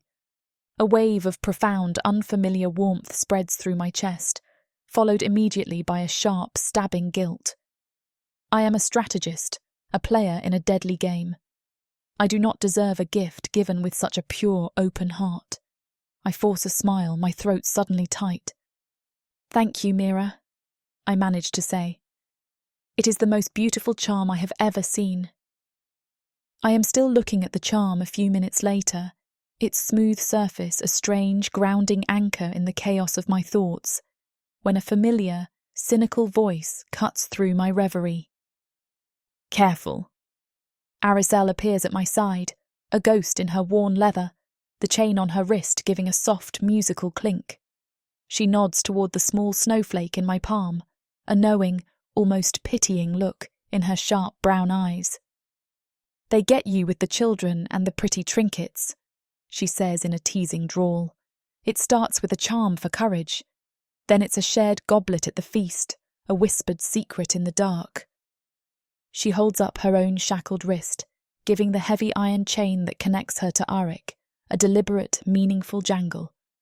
The silver link Dorian forged for me last year glints in the firelight. "Next thing you know," she concludes with a wry, world-weary smile, you'll find yourself chained to one of these brutish silent monsters, and you'll wake up one day and realise you actually like it. It's a hell of a trap. Her words are a jest, a friendly, sharp-edged warning from one survivor to another, but they strike a little too close to the bone. She is telling me her own story, and she is cautioning me not to lose myself in the dream of this new world before the battle is well and truly won. I offer her a small, grateful smile, but her words have stirred the very thing I have been trying so desperately to keep buried. That night, alone in the quiet of my chambers, the child's simple gift rests on the table beside my secret ledger. The two objects are a perfect, damning symbol of the war being waged within me. One represents the truth of my heart, the warmth, the acceptance, the fragile hope of finding a place to belong. The other represents the truth of my mind, the cold, hard, cynical reality of the game I am playing. I can no longer deny it. Aricel's teasing words have unearthed a truth I have been fiercely, desperately trying to suppress. My feelings for Dorian. They are not a part of the game. They are not a strategic calculation. They are a wild, chaotic, and deeply inconvenient reality. The memory of his vulnerability by the fire, the desperate, honest heat of his kiss in the forge, the quiet, wounded look in his eyes when I accused him. These things are not data points to be entered into my ledger. They are moments that have branded themselves onto my soul. I want him. Not as a patron, not as a protector, but as a man. This feeling, this unwanted, illogical, and deeply unprofessional attachment is a fatal flaw in my armour. It is a weakness that could be used against me, a vulnerability that could cost me the game, my life, and, most terrifyingly of all, my own hard-won heart. I look from the child's charm to the cold, hard lines of my secret ledger, and I finally acknowledge the truth. This feeling for Dorian is now the most dangerous secret I am keeping. A soft knock at my door pulls me from my thoughts. I glance at the hour candle. Late, far too late for servants. My hand instinctively moves to the small eating knife on the table, my muscles tensing. "Who is it?" I call, keeping my voice steady. "A message, my lady," comes a muffled voice from the corridor. "From Lord Dorian. He requests your presence in the lower scriptorium. A matter of urgency regarding tomorrow's council." I frown. Dorian would not summon me at this hour, not through a messenger. He would come himself, or wait until morning. Every instinct I have honed in the elven courts screams warning. "Slide it under the door," I command. "He said you must come at once, my lady. He is waiting." My heart begins to hammer against my ribs. This is wrong. I move toward the door that connects my chambers to Dorian's, ready to verify this summons with him directly. I never reach it. The door to the corridor crashes inward with a splintering crack. 3 hooded figures surge into the room, moving with coordinated, terrifying efficiency.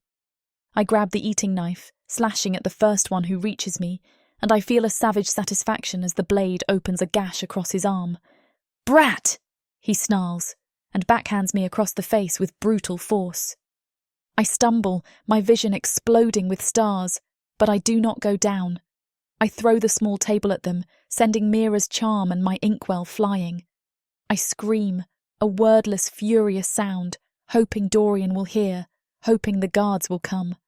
But a cloth, reeking of something chemical and sickeningly sweet, is clamped over my mouth and nose.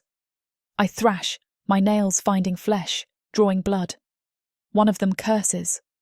The table crashes to the floor, the water carafe shatters, but the drug is fast. The world tilts, blurs. My legs can no longer hold me. The last thing I see before the darkness swallows me whole is a flash of crude bone at one attacker's throat, a charm carved with the unmistakable coiled serpent of Syrex's sigil. The last thought I have, bitter and clear, is that I should have told Dorian the truth about the ledger, about the acid, about Syrex's shadow growing longer. I should have trusted him. Suddenly nothing.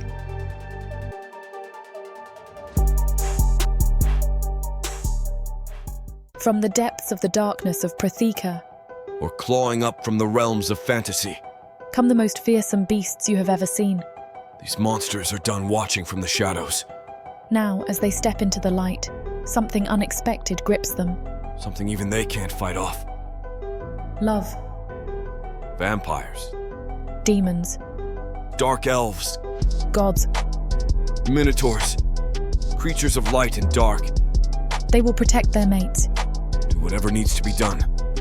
Morally grey heroes who will burn the world to protect the women who love them. 10 audiobooks, Fall into over 60 hours of fantasy romance. 20 ebooks, Over 1 million words of these brutes who will protect their women.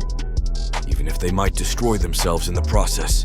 Get the immersive Protheka fantasy romance bundle. For 80% off, right now, dive into Protheka at a once-in-a-lifetime discount. The first bundle to offer both ebooks and audiobooks on worldsofprotheka.com.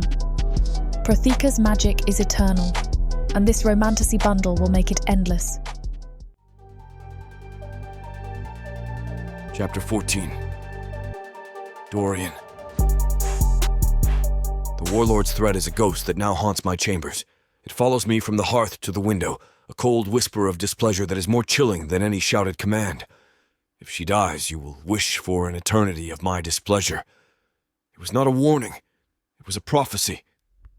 I've spent my whole life navigating the intricate, deadly currents of this court, but I've always been the shark, never the bait.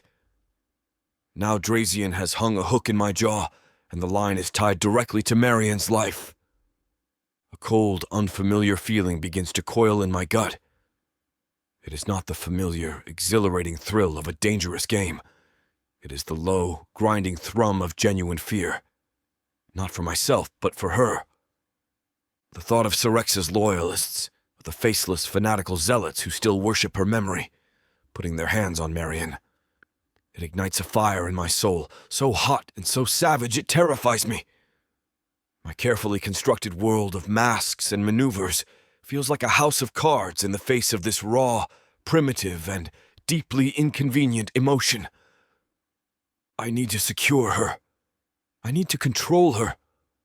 The thought is a desperate, selfish one, a return to my old, familiar patterns. I will bring her deeper into my confidence, bind her to me with secrets, make myself so indispensable to her survival that she will have no choice but to stay within the circle of my protection. It is a plan born of fear, a clumsy, desperate attempt to cage the one thing I cannot bear to lose. I stride toward her adjoining chambers, my mind already rehearsing the charming, manipulative words I will use. I will tell her I trust her completely. It will be the most convincing lie I have ever told. Her chambers are empty. The word is a flat, dead thing in my mind. She is not by the window, not at the writing desk, not resting on the furs. A cold, sharp dread, a feeling I have not known since the day Syrexa first turned her cold fury upon me, begins to creep up my spine. Then I see it. A small, elegant table has been overturned, a silver carafe of water spilled across the floor in a glistening pool. Beside it, lying half hidden beneath a fur rug, is a small, crudely carved object. I crouch, my movements stiff, my heart a slow, heavy drum of dread against my ribs. I pick it up. It is a child's charm, a piece of bone carved into the shape of a snowflake. The one the girl, Mira, gave her. Marian would not have been careless with such a gift. She would not have simply dropped it. The air in the room suddenly feels impossibly cold. She did not leave. She was taken. The carefully constructed walls of my composure do not just crack, they shatter. A wave of pure apocalyptic rage, a feeling I thought I had buried with my past, crashes over me. It is a blind, killing fury, a primal, possessive need to destroy whatever has dared to touch what is mine. My first instinct is to roar, to call the guard, to put the city on high alert, to go to Drazian. But the thought of the Warlord's cold, knowing eyes, of Arek's contemptuous stare, stops me cold. I cannot go to them. To admit she was taken from under my very nose is to admit failure, to prove myself incapable of protecting my own. It would be a fatal political misstep, a confession of weakness that Vorlag and his vipers would feast upon for weeks. I am trapped. My pride, my ambition, my life, they are all secondary to the single, screaming imperative that has consumed my entire being. Find her. A cold realization crashes over me like a wave of ice water. The forge, the abandoned chain forge where we took refuge after the market attack.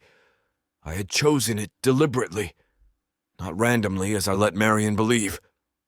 I had been investigating the sabotage following whispers of stolen acid, and that forge was one of 3 locations my informants had identified as possible staging grounds for the conspiracy. I thought I was being clever. I thought by taking us there, I could search it without raising suspicion, without revealing to Marion that I was investigating her own discoveries. I wanted to verify her findings about the acid before bringing them to Drazian, to prove myself capable of protecting her without appearing weak. Gods, what a fool I was. What if the Zealots are using that same forge as their base? What if, in my arrogance, I led them straight to the very place they hide their claws? The thought is a shard of ice in my gut, but I cannot chase it alone. I do not know the full extent of the underworks, the hidden paths and forgotten passages. There is only one person in this entire cursed mountain who can navigate the shadows, who can hear the whispers the guards cannot. Swallowing the bitter, metallic taste of my own pride is the hardest thing I have ever done. There is only one person in this entire cursed mountain who can navigate the shadows, who can hear the whispers the guards cannot. Swallowing the bitter, metallic taste of my own pride is the hardest thing I have ever done. I find them in the lower training yards, the enforcer and his thief, a bizarre, perfect unit of silence and chaos. Arazel is watching Arik move through a series of brutal, elegant sword forms, her expression a mixture of professional critique and a deep, personal satisfaction. I need your help, I say, the phrase a rough, foreign sound in my own throat. I've spent all my days manipulating others into offering me their aid. I've never simply asked for it. Arazel turns, her eyebrows raised in a look of pure, mocking disbelief. Arik does not stop his forms, but I can feel the weight of his attention, a cold, heavy pressure. Well, well, Arazel says, a slow, dangerous grin spreading across her face. Look what the cat dragged in, the great Lord Dorian asking for help. Did you lose one of your pretty toys? She's gone, I say, my voice sounding like a low, hard thing, stripped of all its usual charm. Marion, she's been taken. The smirk on Arazel's face vanishes, replaced by a sudden sharp-eyed seriousness. She glances at Arik, silent, lightning-fast communication passing between them. He finishes his form with a final vicious slash that cleaves the air and falls into a watchful stillness. Who? Arazel asks, her voice all business now. I don't know, I admit, the words a taste of ash in my mouth.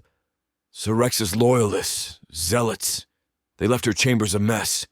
It was a struggle. Arazel's gaze is a physical thing, stripping away my titles, my masks, my carefully constructed defenses, leaving only the raw, desperate male beneath.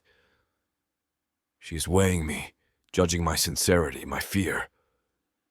She is deciding if I am worth the risk. Why should I help you? She asks, her voice a cold, hard test.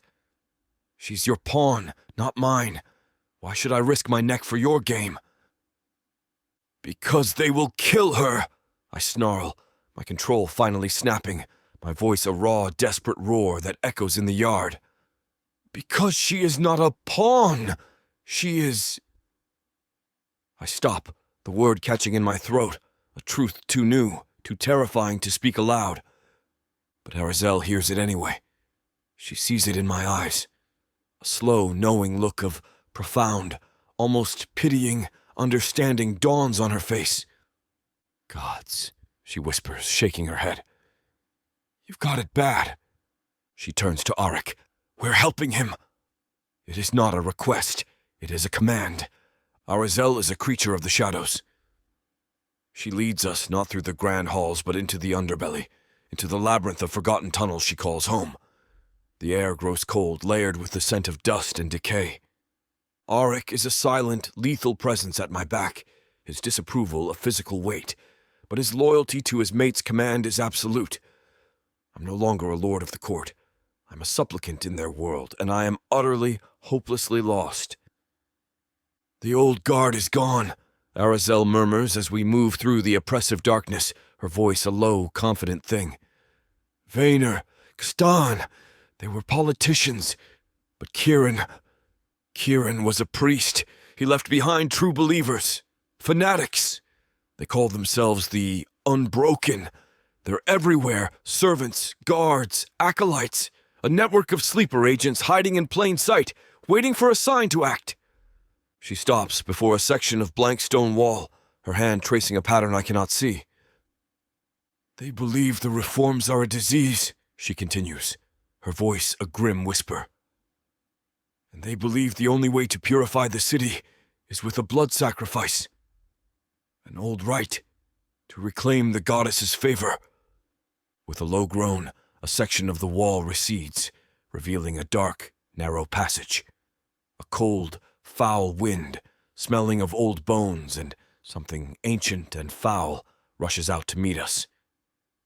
And they need an offering, Arazel says, her eyes meeting mine in the gloom, her expression one of grim, terrible certainty.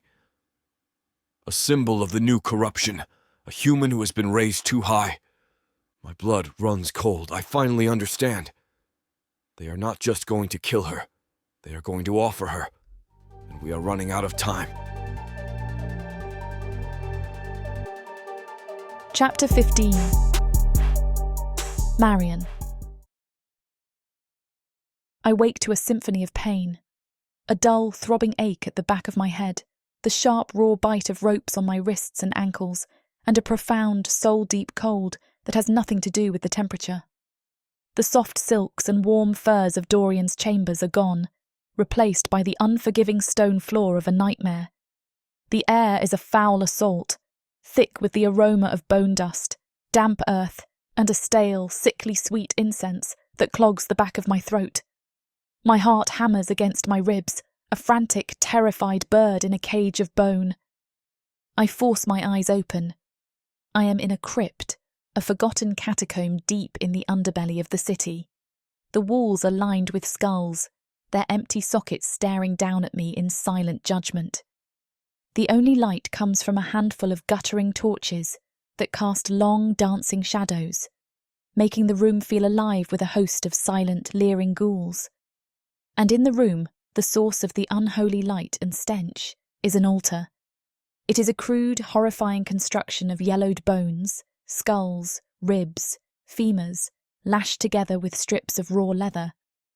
Painted on the central skull, in a dark, flaking pigment that could only be dried blood, is the venomous, coiled serpent of Syrex's sigil.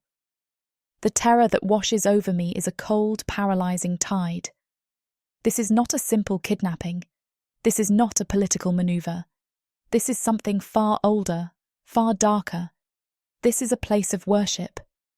And I know, with a sudden, soul-crushing certainty, that I have not been brought here as a hostage. I have been brought here as an offering. They move around the chamber in a slow, ritualistic circle, their faces hidden in the shadows of their deep hoods. They are the unbroken, the shattered, fanatical remnants of Kieran's holy war.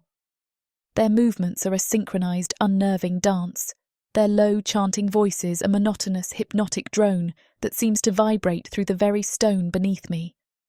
They are not just soldiers, they are priests, and this is their desecrated cathedral. Their leader steps from the shadows into the full, flickering glare of the torchlight, and the chanting stops.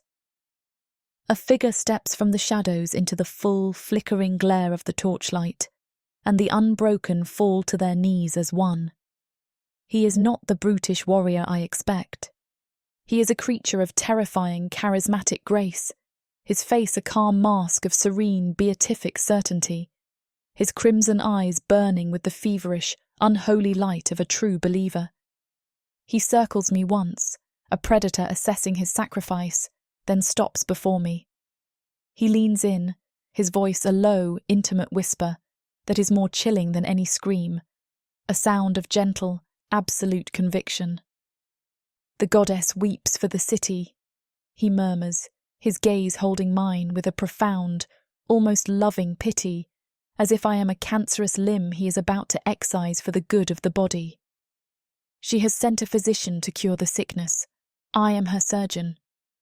He straightens, turning from me to his flock, his voice suddenly a theatrical, booming instrument that fills the cavernous space. "I'm Malachi. I am of blood and violence, of moonlight and darkness. Behold!" he roars, his arm outstretched towards me. "The symbol of our decay, the harlot of the new age, who warms the bed of the traitor Dorian and whispers her human poison into the ear of our court." He stalks around the altar, his movements a performance of righteous fury. "Our city weakens. Our warlord is blinded by a human witch. Our enforcer is leashed by a human thief. And our traditions are washed away in a tide of sentiment and weakness. The goddess is silent because her children have forgotten the taste of blood. They have forgotten the sacred language of fear." He stops before me, his burning eyes boring into mine. "But we have not forgotten. We, the unbroken, we remember. And we will reclaim her favour. We will perform the ancient rite, the ritual of reclamation. We will offer this corrupting influence upon this altar, and with her blood we will purify this city and summon the true queen back to her rightful throne." A part of me, the small, terrified girl who fled the slavers, wants to scream, to plead, to weep, to beg for a life that is rapidly slipping through my fingers. But the woman who survived the elven court, the woman who faced down Dorian in his own chambers, refuses to give them the satisfaction. Fear is a cage. I will not lock myself in it. My mind, a cold, analytical engine, takes over, pushing the terror down, searching for a weapon in this hopeless situation. I do not scream. I listen. I analyse. Malachi's rhetoric is powerful, but it is built on a foundation of pure emotional fervour. It is a house of cards, and if I can find the right word, the right question, I can bring it all down. I study the faces of his followers, the ones I can see in the flickering light. They are a mixture of hardened, grim-faced warriors and young, wide-eyed zealots. They are not a unified force. They are a collection of broken, desperate souls, clinging to Malachi's certainty as a drowning man clings to a piece of driftwood. I see the cracks. I see the flicker of fear in the eyes of a young acolyte, a boy no older than 16, as Malachi speaks of blood and purification. I see the subtle, nervous tremor in the hand of a scarred warrior as he clutches the hilt of his sword, his fanaticism at war with a lifetime of disciplined training. They are not all as lost as their leader. There is doubt here. There is fear. And fear is a lever. If I can just find the right place to apply the pressure. "You speak of the goddess's favour," I say, my voice becoming a quiet, rational thing that is a shocking, profane intrusion into their holy theatre. "But the goddess you worship is a creature of silence and shadow. She reveals her will in the still waters of the reflection pool, not in the screaming of a sacrificial lamb." My words have the desired effect. A flicker of confusion, of uncertainty, passes through the faces of the unbroken.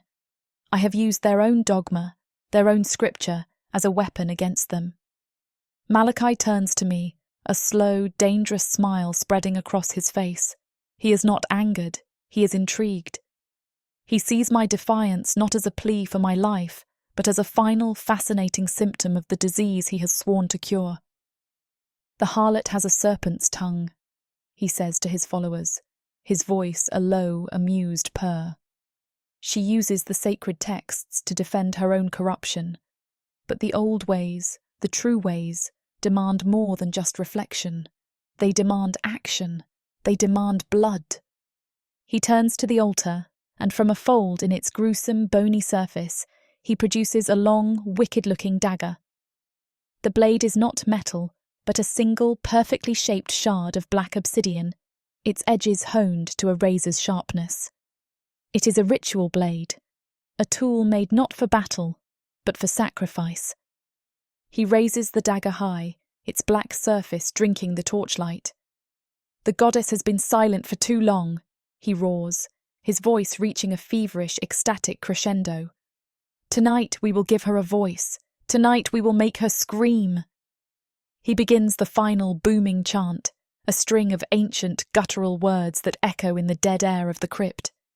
The unbroken, their brief moment of doubt washed away by the tide of his renewed fervour, take up the chant, their voices a unified, terrifying chorus. The sound is a physical force, a hammer of pure, unadulterated faith that shatters my last desperate hope. I look from face to face and I see no more cracks. I see no more doubt.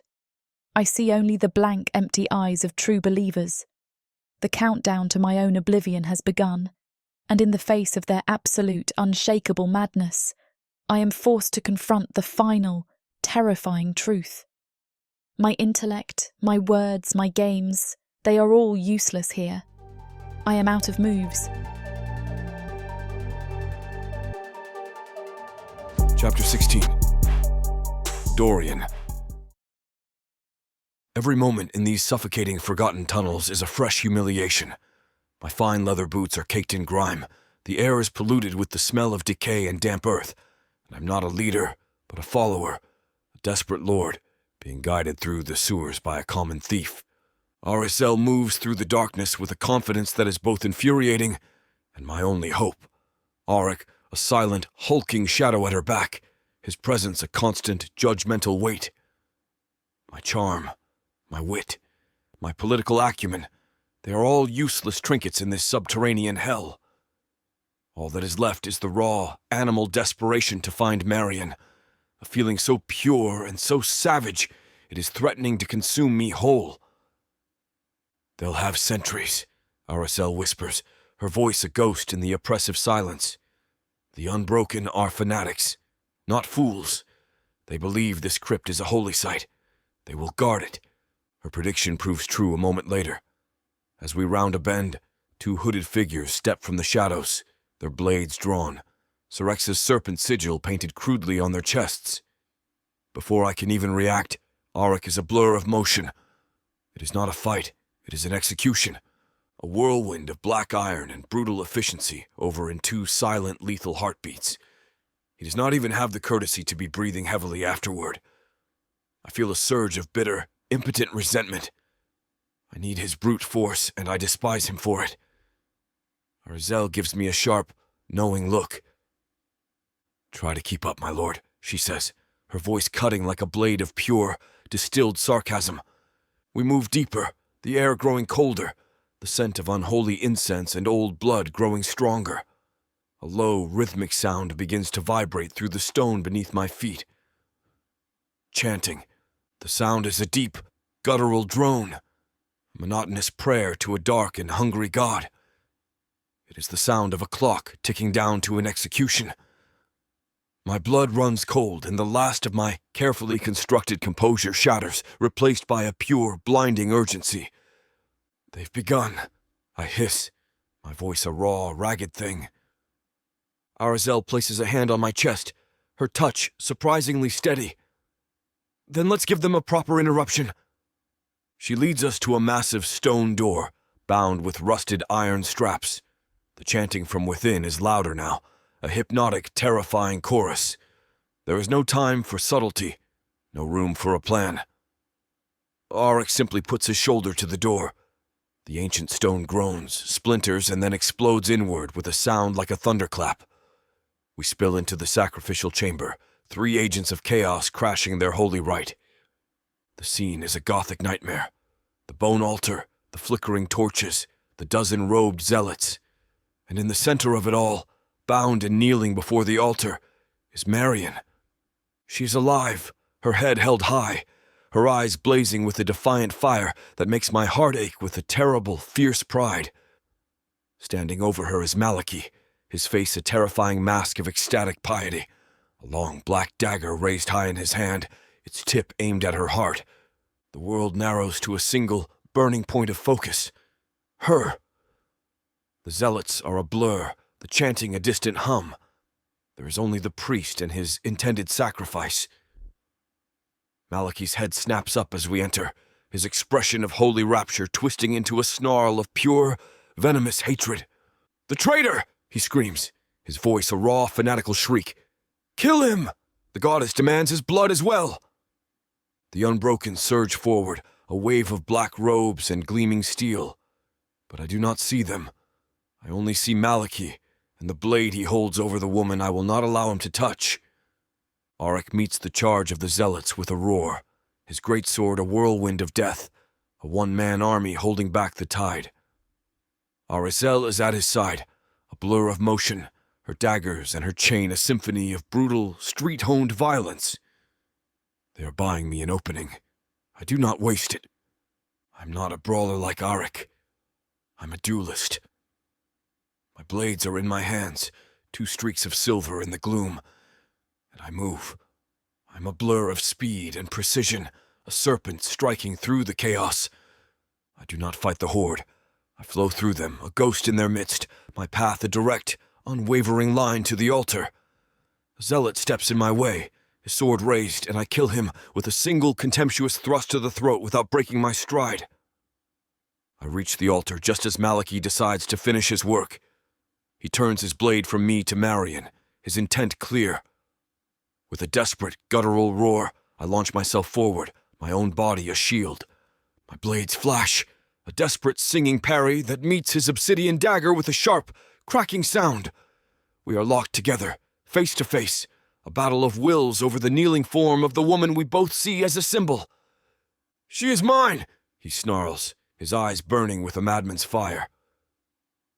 "You will not have her," I hiss back, my voice a low, killing promise.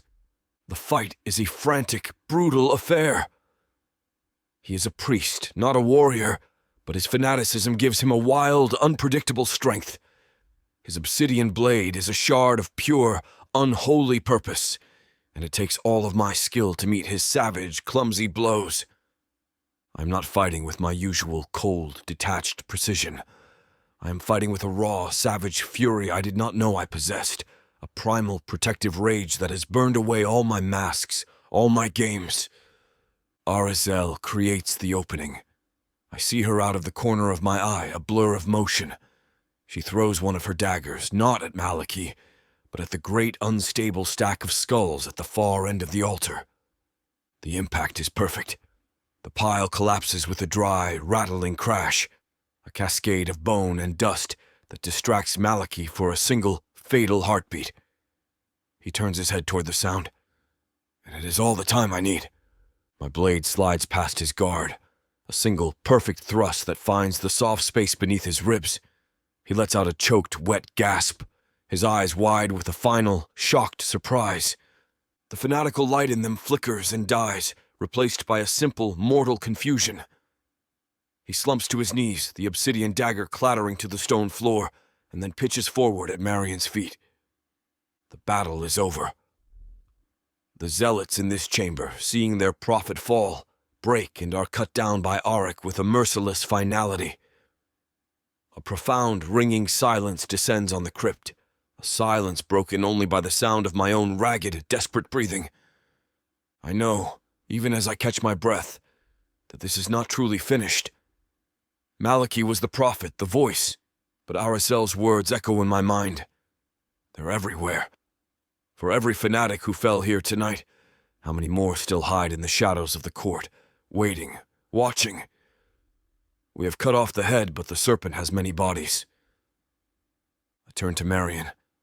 Her face is spattered with blood. His, mine, I do not know, but her eyes are fixed on me, wide and filled with a raw, unguarded emotion I cannot name. I reach down, my hands trembling, and with my own blade, I cut the ropes that bind her. She is free. But we are not. The air between us is thick with the smoke of the battle we have just survived, with the unspoken truth of what I have just done. I am not her charming patron. I'm a killer, a creature of violence, a monster who has just saved her from another. I look at the blood on her face, at the terrible, beautiful strength in her eyes, and I know that the game is well and truly over. And the only thing more terrifying than losing her was the thought of what I would have become if I had. Chapter 17. Marion. The silence in Dorian's chambers is dense. It is shaped by the ghosts of the night, ripe with the scent of blood, sweat, and the unholy incense that still clings to my clothes like a shroud. Hours have passed since the rescue, since the last of Malachi's zealots fell, but the battle still echoes in my mind. The terrifying, hypnotic chant, the gleam of the obsidian blade, and the raw, savage roar that ripped from Dorian's throat as he fought for my life. I sit by the hearth, a goblet of ash wine in my trembling hands, watching him. He sleeps on the furs, a rare, profound stillness upon him. But it is not a peaceful sleep. His brow is furrowed, his breathing shallow, his hands clenching and unclenching on the silks. He is still fighting a war in his dreams. I should sleep, but rest feels like a distant country I can no longer find. I am a sentry, a watcher in the quiet, guarding the man who guarded me. He saved me. But the man who saved me was not the charming, manipulative lord of the court. He was a monster, a whirlwind of death and fury, a creature of pure, primal violence. The terror of that memory is a cold, hard knot in my stomach, a fear almost as profound as the fear of Malachi's blade. I have to know. I have to understand which of them is the mask. His breathing hitches, a soft, strangled sound. He begins to mutter, the words a low, garbled plea. And then I hear a name, whispered in a tone of pure, abject terror that makes the blood in my veins run cold. Syrexa, no, please. He thrashes, a violent, sudden movement, throwing off the heavy furs. He is shirtless, his pale skin gleaming in the firelight, slick with a cold sweat. He cries out again, a raw, agonized sound that is not a warrior's roar, but a captive's plea. With a final, violent jolt, he wakes, sitting bolt upright, his crimson eyes wide with a blind, unseeing horror. He is not in his chambers. He is back in his cage. He stares into the darkness of the room, his breath coming in ragged, panicked gasps, his entire body trembling with the aftershock of the nightmare. The charming, arrogant lord is gone. The savage killer from the crypt is gone. In their place is a man utterly stripped bare, his face a pale mask of pure, unadulterated terror. He looks lost, broken, and more vulnerable than I have ever seen any living thing. And my heart, a thing I thought was a fortress, breaks for him. He finally seems to register my presence, his wild gaze finding mine. The terror in his eyes is quickly replaced by a wave of profound, desperate shame. He looks away, running a trembling hand through his hair, trying to piece his shattered masks back together. But it is too late. I have seen the truth. That, I begin quietly, was the real you, wasn't it? He flinches, the words a physical blow.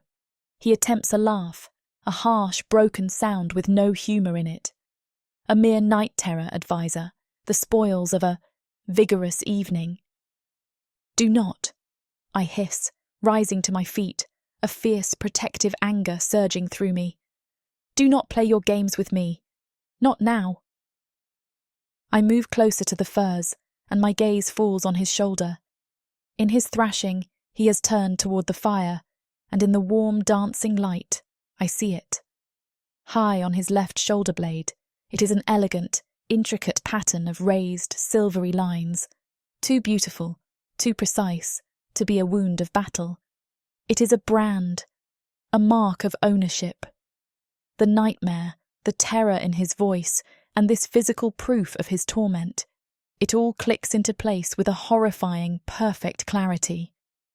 My fingers, of their own accord, reach out and trace the lines of the scar, my touch a feather-light question. He stands rigid as stone, his entire body a knot of tense, coiled shame. "Serexa," he says, his voice sounding like a low, rough, and utterly broken thing. A gift, to remind her of the pet who held the leash. The stories, the whispers, the cruel jests, they were all true, and yet they were not the whole truth. He was not just her lover, he was her property. The charming masks, the intricate games, the desperate need for control. It is all the desperate scrabbling of a male who has known the ultimate powerlessness. My fury returns, but it is not for him. It is for the woman who did this, and for the man who has carried this shame in silence for so long. "Sit," I command, my voice a soft but unbreachable order. He obeys without argument, sinking on the furs, his head bowed as if awaiting a blow. I retrieve a cloth, not to clean a wound of the flesh, but one of the soul. I kneel before him and gently begin to wipe the cold sweat from his brow, his chest, his shoulders. My touch is both gentle and angry. I am furious with him for hiding this, for carrying this weight alone, for his stubborn refusal to let anyone see the real, wounded man beneath the performance. I am furious with myself for not seeing it sooner. "You are not her pet," I murmur, my voice a low, fierce thing as my cloth moves over the brand, as if I could wash the memory of it from his skin. "You are not a politician. You are a lord of this house, a warrior who just saved my life." "And you," he counters, his voice a tired, bitter rasp as he finally lifts his head, his eyes raw with a pain that has nothing to do with any battle, "are not a prize to be won, and I almost lost you." The raw, simple honesty of the admission shatters the last of my defences. The careful, analytical strategist, the woman who has survived by her wits and her cynicism, simply dissolves, leaving only the raw, aching heart of a woman who has finally, terrifyingly, been seen. Our argument is over. There are no more games, no more tests of trust. There is only this raw, desperate, beautiful truth between us. Dorian turns, his hand cupping my jaw, thumb grazing my cheek with a tenderness that cracks me open. His crimson eyes, stripped bare of masks, burn with raw, desperate vulnerability. A man, not a monster, teetering on the edge of ruin. I'm lost, drowning in the truth of him. As much as Samara and I want to finish what these two characters have started, it looks like this chapter is about to get too hot for this platform to handle. Unfortunately, we have to pause here because their guidelines won't allow us to reveal the spiciest details. To keep bringing you these free audiobooks, we have to follow their rules. But don't worry. You can experience the full, unabridged version over at worldsofprotheka.com, where the boundaries of passion and fantasy collide. Use code YouTube30 for 30% off any of our unabridged audiobooks set in the rich and immersive worlds of Protheka. Protheka's magic is eternal. With these scenes, it will be unforgettable.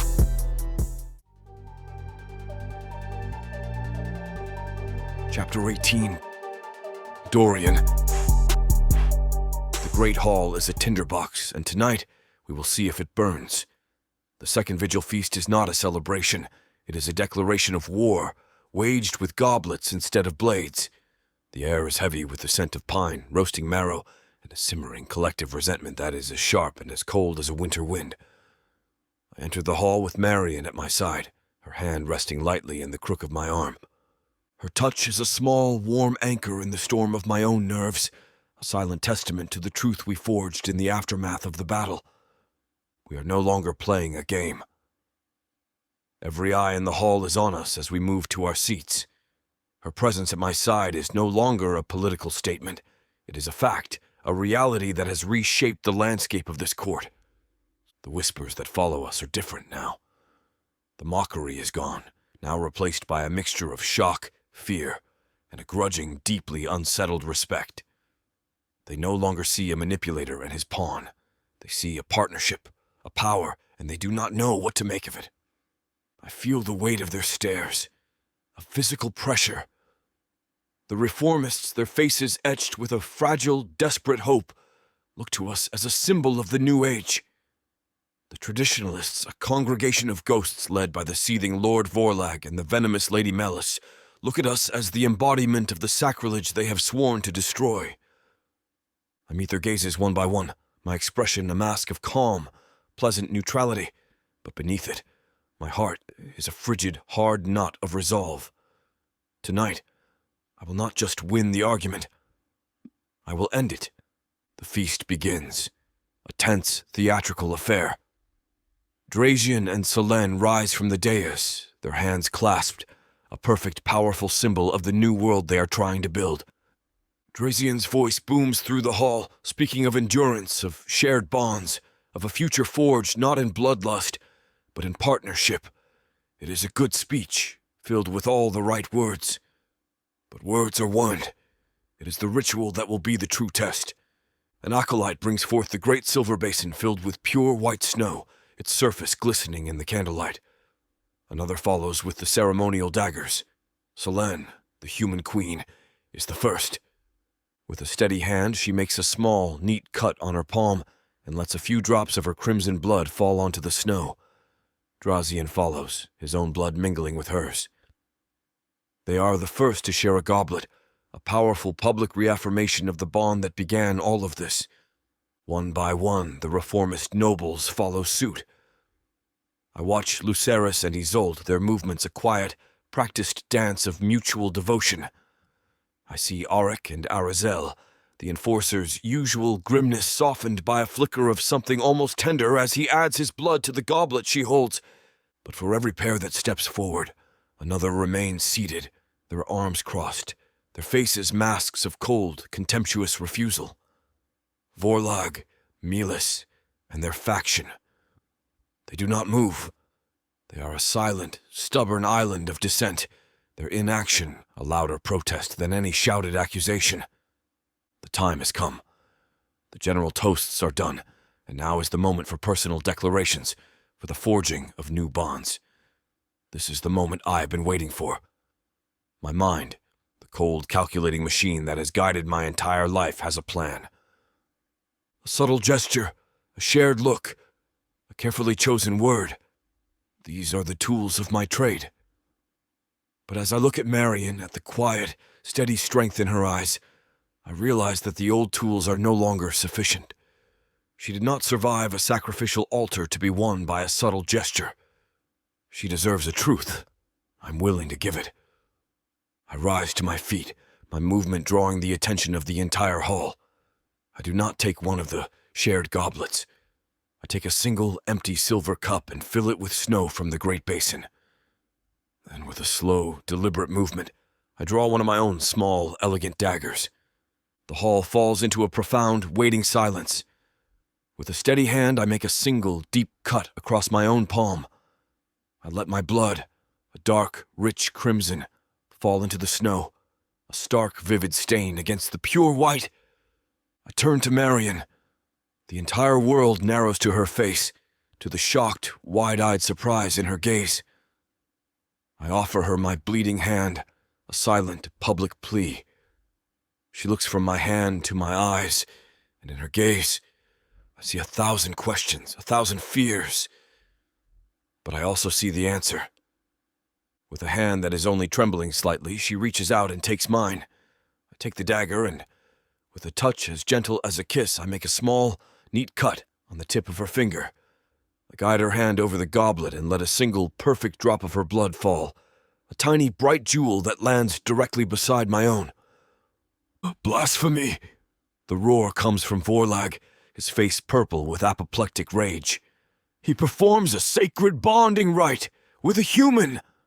The hall erupts. The traditionalists are on their feet, their shouts a chorus of pure, venomous outrage. The reformists are stunned into a shocked, uncomprehending silence.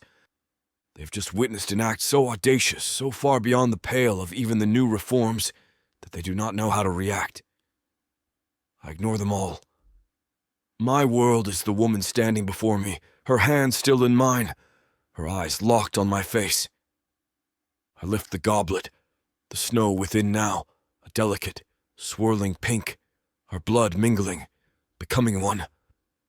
I look at her, and in my gaze, I pour every truth I have never spoken, every emotion I have never allowed myself to feel, my fear of losing her, my awe at her courage, my desperate, consuming, and utterly terrifying love for her.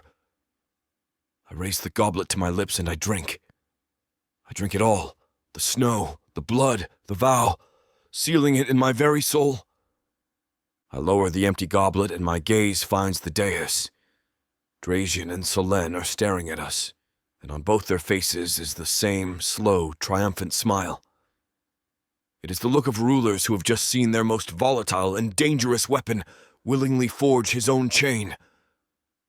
Marian is trembling, her face pale, the sheer, overwhelming weight of my public claim a visible shock to her system. But she does not pull her hand from mine.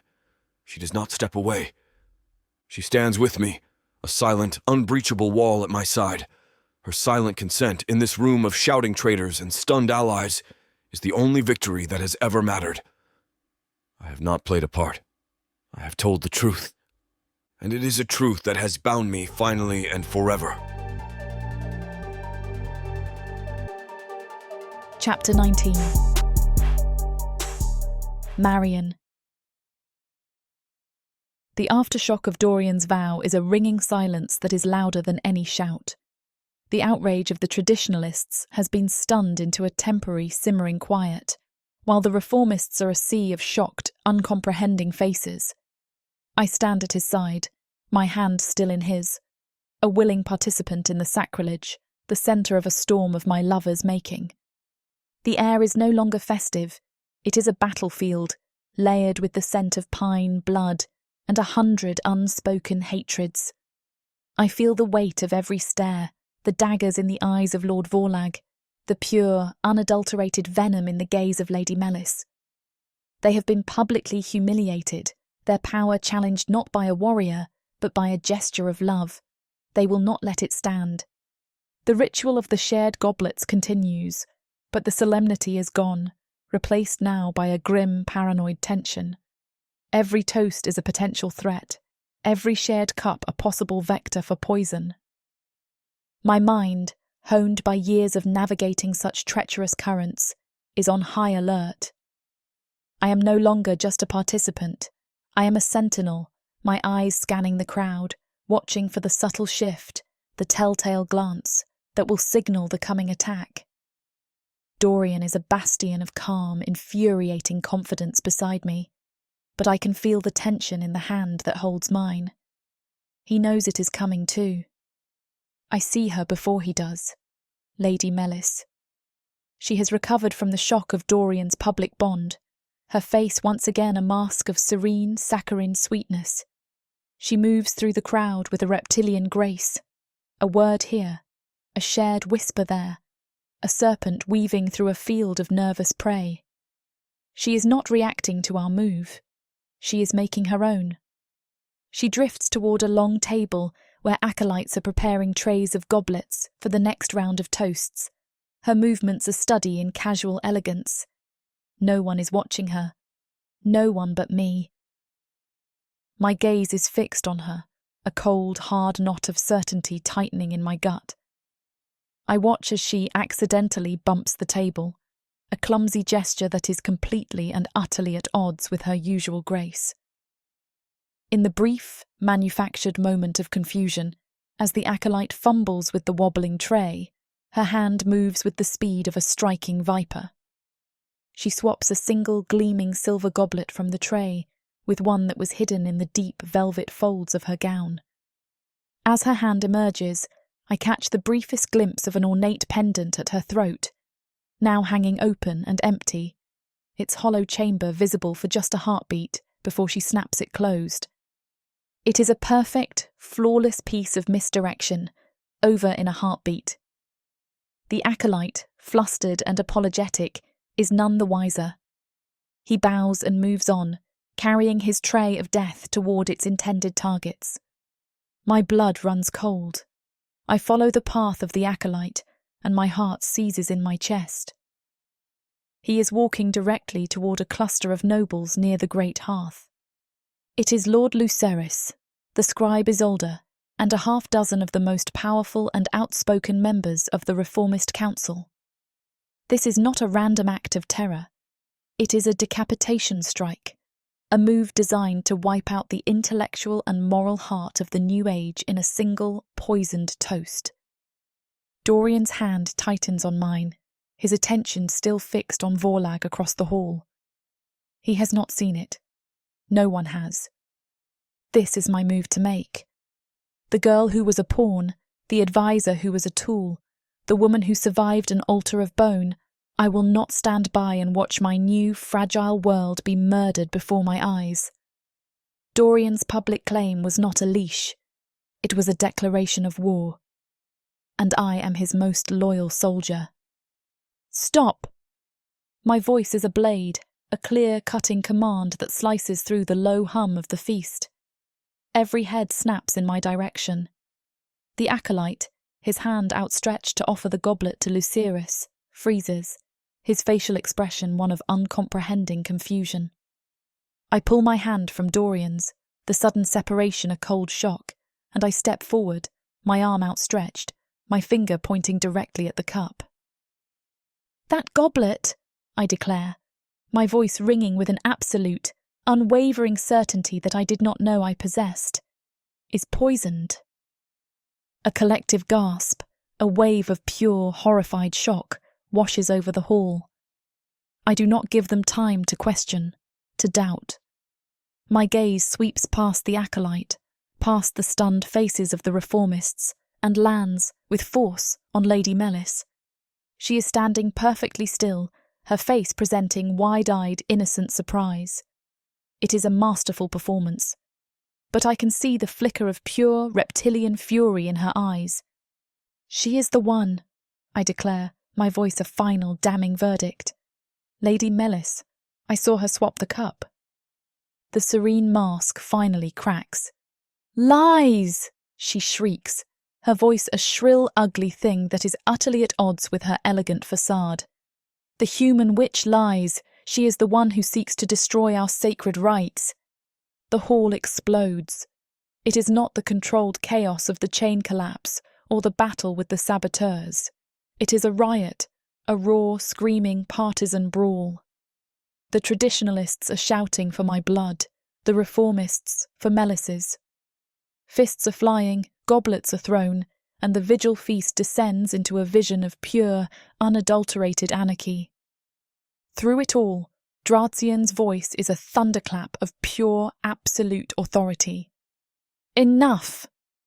His royal guard moves with brutal efficiency, seizing Melis, securing the goblet. The proof is swift and undeniable. A captured zealot from the crypt, a creature already condemned to death, is brought forward. A single drop of the wine from the accused goblet is forced between his lips. He convulses once, a silent, horrifying spasm, and is dead before his body hits the floor. A new wave of horror, a profound, ringing silence, descends on the hall.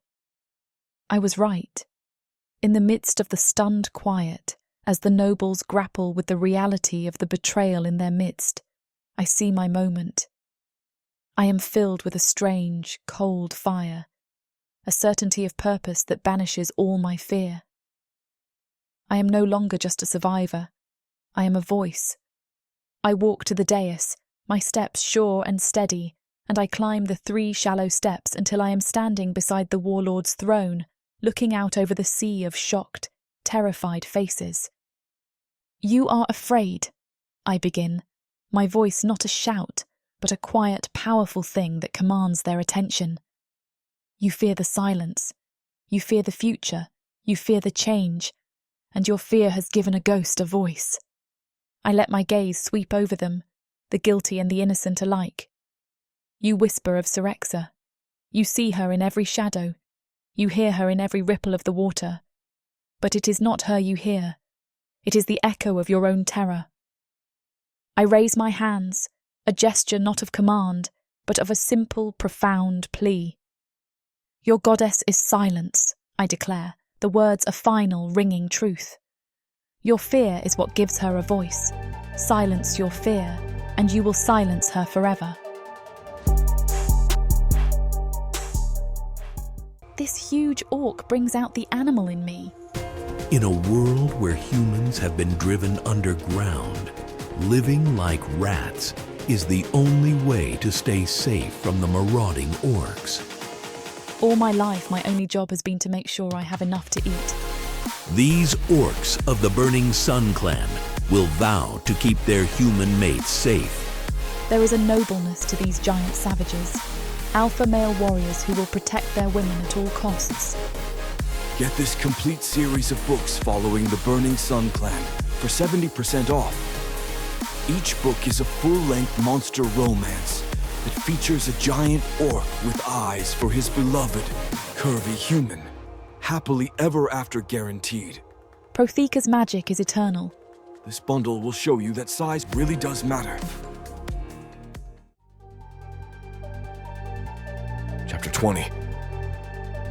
Dorian. Marion's voice fades, but her words hang in the air. A final, ringing note of defiance that has stunned the Great Hall into a fragile, momentary peace. I watch as she descends from the dais, her step steady, her face a mask of calm, regal composure. She is magnificent.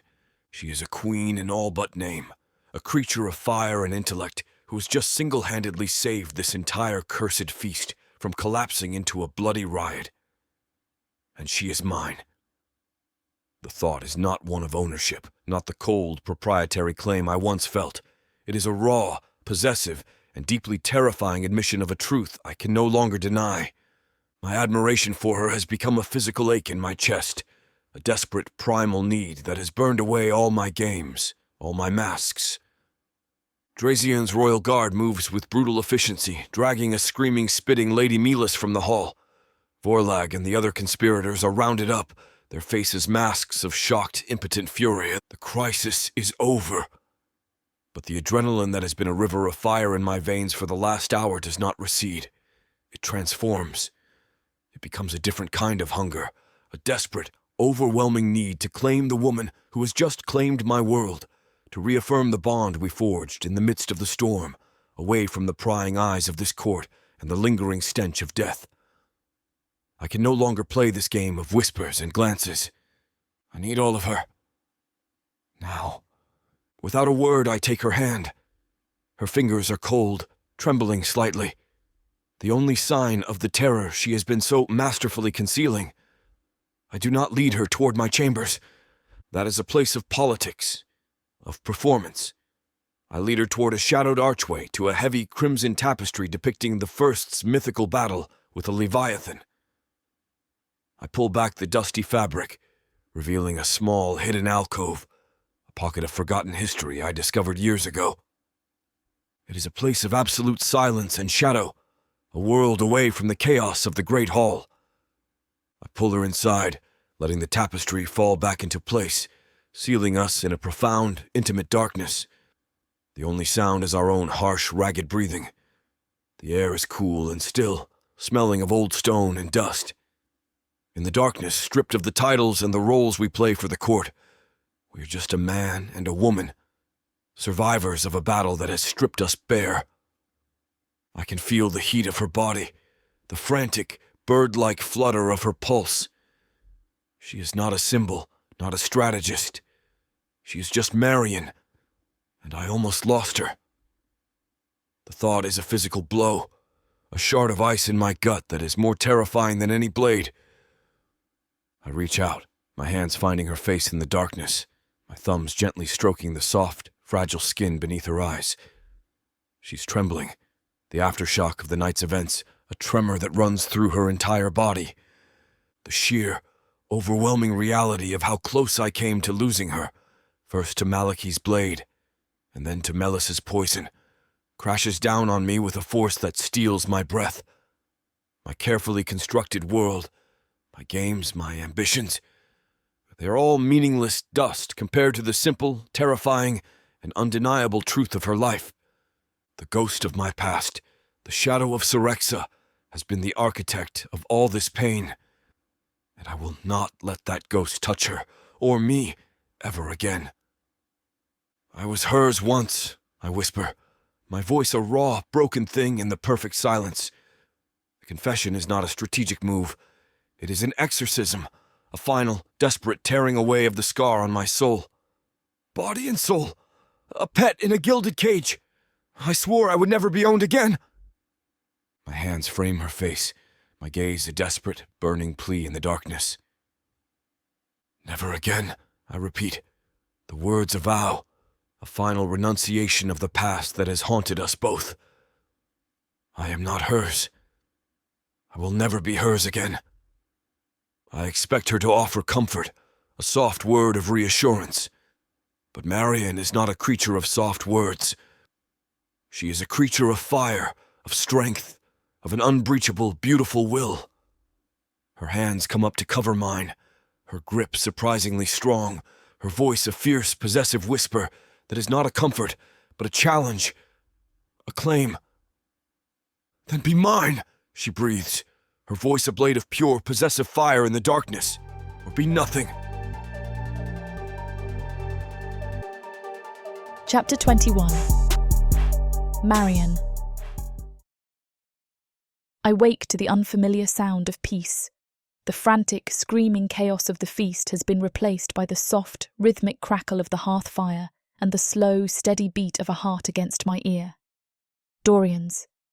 He is still asleep, his arm a heavy, warm weight around my waist, his face stripped of all its masks, softened by a vulnerability that makes my own heart ache with a fierce, protective tenderness. In the grey, quiet light of the cavern's dawn, I allow myself to simply exist in this moment, to feel the profound, revolutionary sensation of being safe. The girl who built a fortress of suspicion and cynicism is gone, her walls shattered by the events of the past few days. In her place is a woman who chose to trust, who chose to feel, and who, against all logic and reason, has found a strange, brutal, and beautiful home in the arms of a monster. The thought does not terrify me. It settles in my soul with the quiet, undeniable weight of a truth I can no longer escape.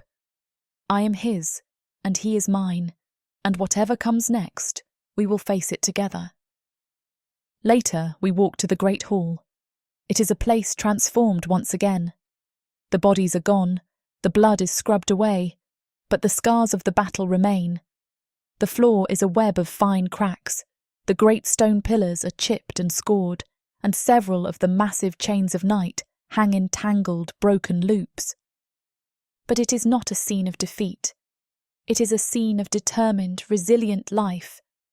Acolytes and artisans are already at work, their hammers ringing with a cheerful, defiant rhythm as they begin the slow, arduous process of repair. But the most powerful work is not being done by the adults. In the middle of the hall, Queen Solène has gathered the children, both Vracan and human. A new ritual, a small, perfect symbol of this new age, is taking place. Mira, her face alight with a solemn, joyful purpose, is leading them. Each child holds a small, crudely carved charm, a snowflake, a star, a tiny lopsided animal, and one by one they step forward and tie their small, hopeful offerings to the repaired links of the great chain. It is a breathtaking sight. The innocence of their act, the simple, profound beauty of their shared creation, is a more powerful statement than any speech or decree. This is the future they are fighting for, a future where chains are not for binding, but for decorating. A wave spreads through my chest, a feeling so foreign and so powerful, it almost brings me to my knees. It is the feeling of belonging. "Cute, aren't they?" a familiar, cynical voice says from beside me. "Kid's got a real future in engineering. Her knots are better than the ones the saboteurs tied." Arizelle stands there, a wry grin on her face, Arik a silent, watchful mountain at her back. Her joke is a perfect, necessary pinprick to the balloon of my overwhelming emotion, a reminder that even in a moment of beauty, the darkness is never far away. "They are building something better," I say. "We all are," a new voice says, and I turn to see Queen Solène approaching. She does not look at me with the formal distance of a monarch, but with the warm, knowing gaze of a sister in arms. And you are one of the architects now, Marion.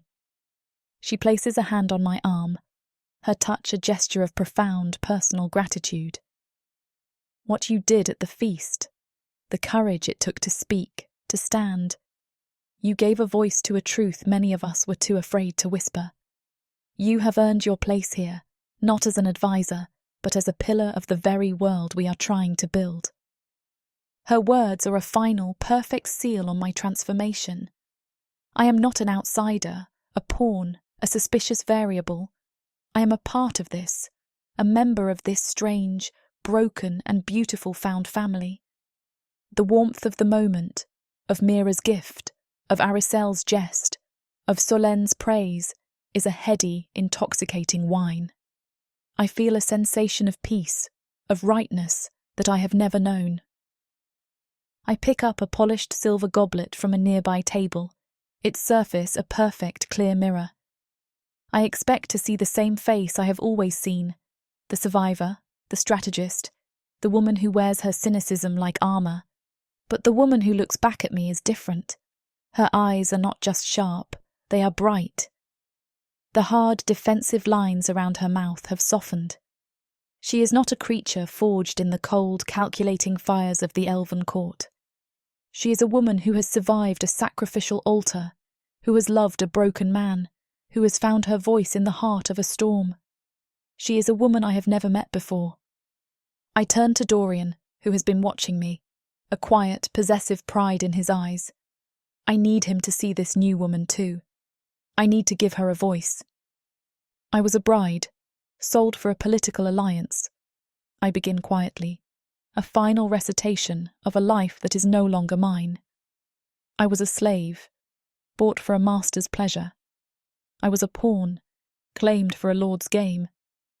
I look from my reflection in the silver cup to the raw, honest truth in his eyes. I am not a pawn, I say, the words a final, perfect and deeply personal vow.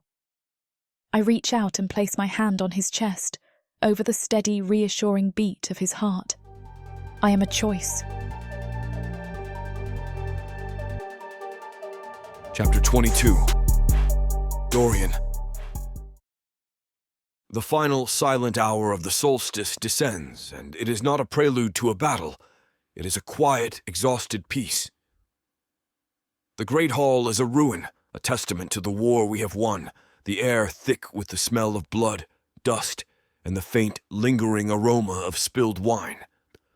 The traitors, Vorlag, Melis, and their ilk, are in chains, their power broken. Malachy and his zealots are ghosts, their bodies cleared from the crypt, their dark faith extinguished. I stand with Marion in the deep, comforting darkness, her hand a warm, steady presence in mine. We have survived. The thought is a quiet, profound miracle. The court is a collection of shadows, their forms barely visible in the faint, ambient light that glimmers from the distant reflection pool. The silence is not the tense, paranoid hush of before. It is a shared, weary exhalation, the collective breath of a city that has stared into the abyss and stepped back from the edge.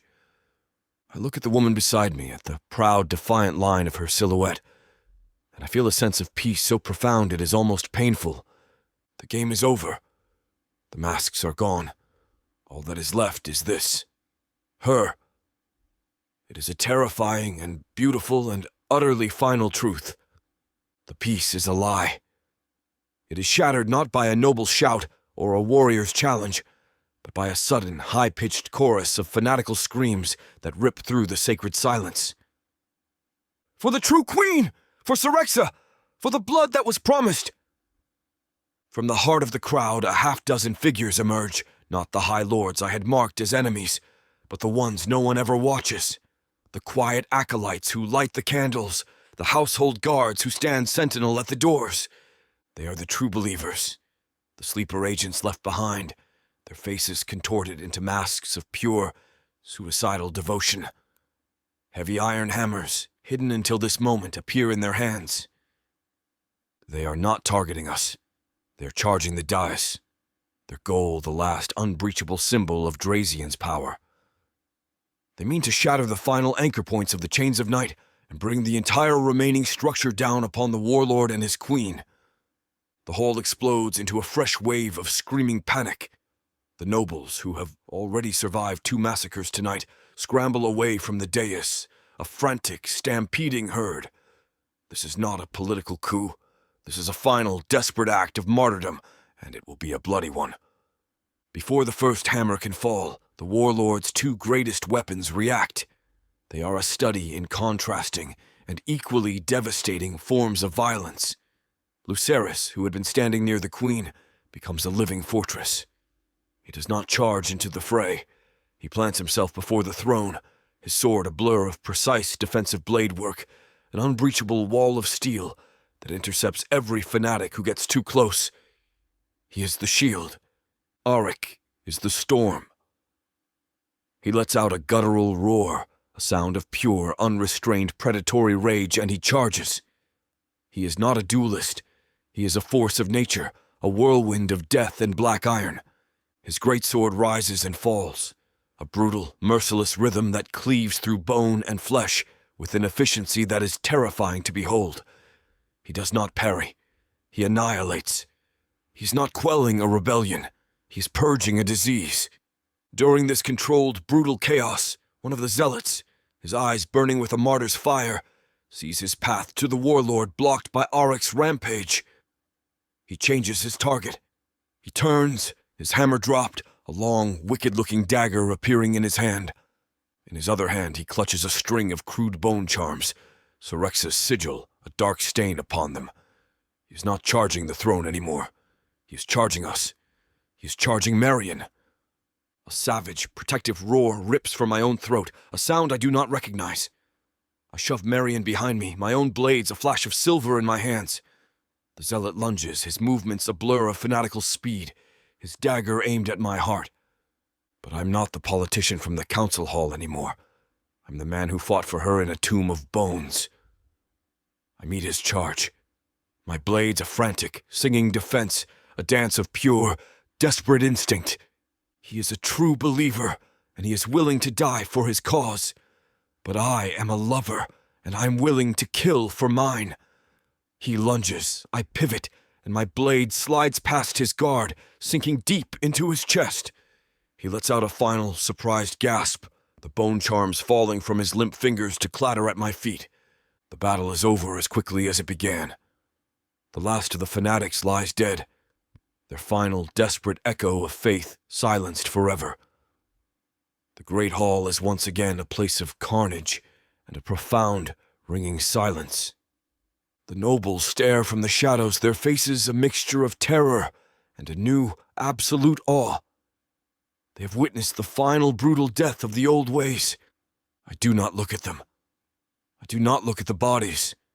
I look at the bone charms at my feet, at the last pathetic symbol of Sorexa's hold on my world.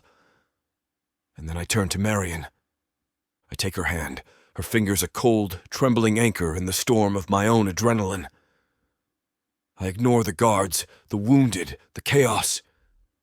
I lead her away from the blood and the death, toward the one place of peace left in this desecrated hall. We walk to the very edge of the reflection pool. The great black mirror is still, its surface undisturbed, a perfect, silent witness to the carnage. In its depths, I see our reflections, 2 tired, blood-spattered survivors, our hands clasped. I kneel at the water's edge. With my cupped hands, I gather the cold, still water, and with my other, I scoop a handful of the pure white snow that has drifted down from the vents. I hold my hands up to her, an offering. It is not the public, political declaration of the feast. It is a quiet, personal, and infinitely more meaningful vow. She kneels before me, her eyes locked on mine, and together, we drink. The water is cold, the snow a clean, pure fire on our tongues. It is a washing away of the blood, a quenching of the fire, a promise of a new, quieter dawn. It's the final perfect seal on the bond we have forged in the heart of the storm. Chapter 23. Marion. The final council of the solstice is a gathering of ghosts. The great hall, though scrubbed clean, still bears the scars of our war. A web of cracks mars the marble where Malachi fell, and the air, for all the cloying pine incense, still holds the faint phantom scent of blood. The nobles who remain stand in sombre, weary silence, their ranks thinned, their arrogance tempered by the brutal reality of recent days. I stand beside Dorian at the foot of the dais. His hand rests on the small of my back, a gesture of quiet, unwavering support that is no longer a performance. We are a unit, a recognised power in this new fractured court. The stares that find us are no longer simply curious or contemptuous. They are complex, a mixture of fear, awe, and a deep, grudging respect. We are the survivors, the victors, the architects of this strange, bloody peace, and the weight of that new title is a heavy, unfamiliar mantle. I look at the faces in the crowd, at Vorlag's empty seat, at the space where Melis and her vipers once stood, and I feel no triumph, only a profound, bone-deep weariness. The game is over, but the board is forever changed. This is not an ending. It is the beginning of a new, more dangerous game, one with rules that have not yet been written. Warlord Drazian rises, his presence a monolith of absolute, unquestionable power that commands the silence. His crimson eyes sweep over the assembled survivors, a silent, damning judgment on the traitors who are no longer among them. When he speaks, his voice is not one of celebration. It is the voice of a general delivering a final, brutal after-action report. The second vigil feast is concluded, he begins, his voice a hammer of finality. It was not the celebration of peace we intended. It was a trial by fire and by blood and by the poison of betrayal. He lets his gaze drift over the scarred pillars, the broken chains. The old ways died a hard death in this hall.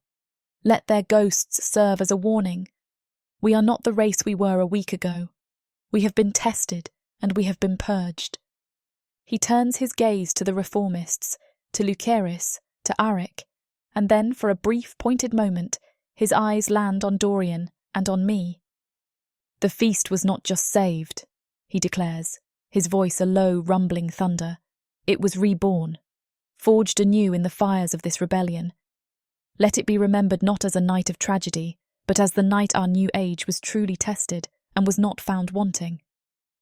It is the closest he will ever come to a thank you, a public, if unsmiling, acknowledgement of the role we played in securing his victory. It is enough. As Drazian retakes his throne, Queen Solène rises. Where his words were steel, hers are the silk that will bind their new world together. She is not a warrior, she is a myth-maker, and this is her moment. The warlord speaks the truth, she begins, her voice a clear, steady counterpoint to his brutal pragmatism. We have been reborn, and with that rebirth, the meaning of our most sacred symbols has been transformed. Her gaze finds Arik and Aricel, who stand in the shadows, a perfect, impossible unit of iron and will. We have seen a chain of punishment, a shackle of shame, reforged by choice into a bond of devotion, she proclaims, her voice ringing with a storyteller's power. The chain-bound lovers have taught us that our bonds are only as strong as the will of those who choose to wear them. Her gaze, warm and filled with a profound, personal understanding, finds me. And we have seen a political pawn, a captive claimed in a game of power, rise to become a queen in her own right. Solène continues, her voice a direct, powerful affirmation of my own journey. Our bonded advisor, and the Lord who stands with her, have taught us that a partnership forged in truth is more powerful than any army of lies. She raises her hands, a gesture that encompasses us all. The age of forced offerings is over. The age of chosen bonds has begun. This is the story of the second vigil feast. Let it be recorded. Her words wash over me, a wave of validation so profound it is almost painful. I feel Dorian's hand tighten on my back, a silent, shared acknowledgement of the journey we have taken. I look up at him, at the harsh, handsome lines of his face, and I see not the master manipulator, but my partner, my ally, my equal. The last of my carefully constructed walls, the final vestiges of the cynical strategist who saw him as a game to be won, simply dissolves. In the quiet that follows the Queen's speech, a new sound begins to fill the hall. It is the sound I have been dreading, the one I knew was coming. It is the low, sibilant hiss of whispers. The nobles are already crafting their own history, their own name for this bloody, chaotic and transformative night. The feast of betrayal. I hear a noble murmur behind me. The night Dorian finally betrayed Syrexa's ghost, and the night his pet betrayed us all with her sharp tongue. A year ago, those words would have been a death sentence, a brand of shame I would have carried forever. But as I stand here now, anchored by the steady presence of the man at my side, I feel no fear. I feel no shame. I feel a strange, fierce pride. They are right. It was a feast of betrayal. We betrayed the old ways. We betrayed the lies, the cruelty, the hollow traditions. We betrayed the ghosts of the past to fight for a fragile, uncertain future. The name they mean as a curse, I will wear as a crown.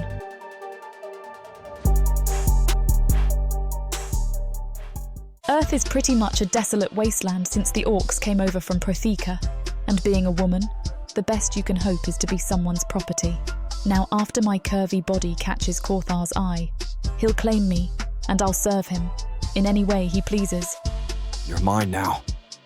Listen to this story and more when you get the complete Orc Warriors of Protheka audiobook and ebook bundle. 40 books, 19 audiobooks, 19 ebooks. You even get 1 free novella and 1 free audiobook. All for a shocking 90% off. Protheka's magic is eternal, and the complete Orc Warriors of Protheka bundle will bring over 100 hours of that magic to you.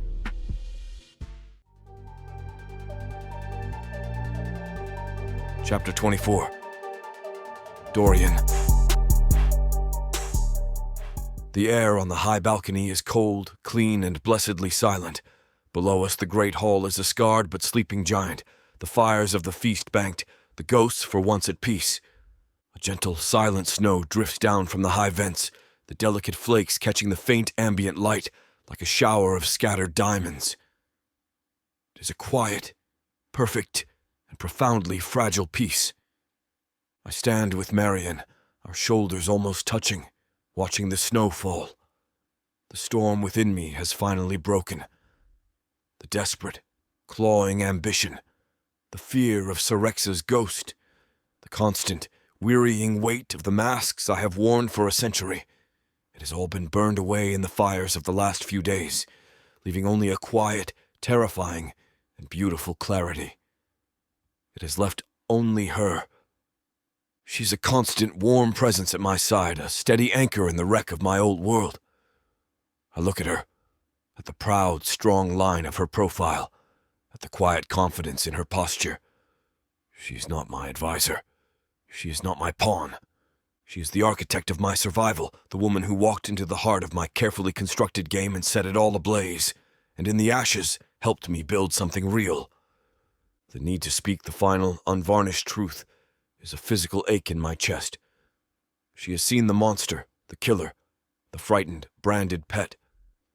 Now I need her to see the man who stands before her, stripped of all his armor. I've spent my life in cages, Marion, I begin, my voice a low, rough thing in the stillness.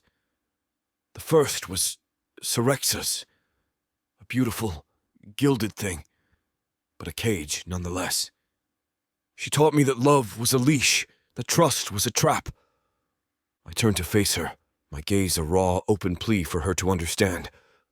When she was gone, I built my own cage, a fortress of lies, of games, of manipulations. I thought if I could control everything, everyone, then I could never be powerless again. I could never be chained. I reach out and take her hand, her fingers cool and steady in mine. I feared chains, I whisper, the admission of final, perfect surrender. And I feared truth, Because in my world, truth was just another weapon to be used against you. I look into her clear, unwavering eyes, the eyes that have seen the worst of me and have not looked away. You, I say, my voice thick with an emotion I have no name for, turned both into a source of strength. My confession hangs in the air between us, a raw, fragile, and utterly honest thing. She does not offer platitudes or reassurances.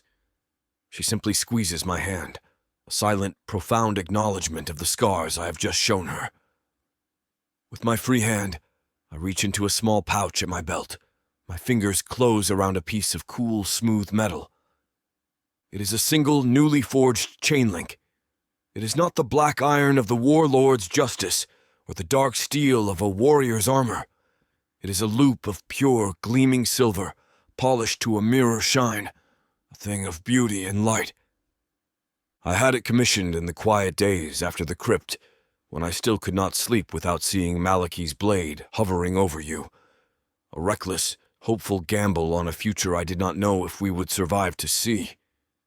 Etched into its surface is a small, intricate sigil. It is not my house crest. It is not Syrexa's serpent. It is an open book, its pages filled with elegant, unwritten lines. It is her knowledge, her voice, her story. I hold it out to her with my open palm. It is not a brand, it is not a claim, it is an offering, a question. A partnership should have a symbol, I say softly, one of its own making. She looks down at the silver link, her breath catching in a soft, sharp gasp. Her fingers trace the lines of the open book, a slow, wondering touch. A smile, the first truly unguardedly happy smile I have ever seen from her, spreads across her face, and it is a dawn more beautiful than any I have ever witnessed. She takes the link from my palm, her touch a final perfect seal on the vow I have just made. She does not speak. She does not need to. Her answer is in the quiet, steady light in her eyes, in the way her hand finds mine and clasps it, a silent promise that is stronger than any spoken word. The snow continues to fall around us, a gentle, silent benediction on our private right. She holds the link, her link, in her hand, a gleam of silver in the darkness. She has accepted it not as a captive being branded, not as a pawn being rewarded, but as a partner, an equal, the co-architect of the new, fragile, and beautiful world we will now build together, link by link. Chapter 25. Marion. Dawn in this world of stone and shadow is not a sunrise.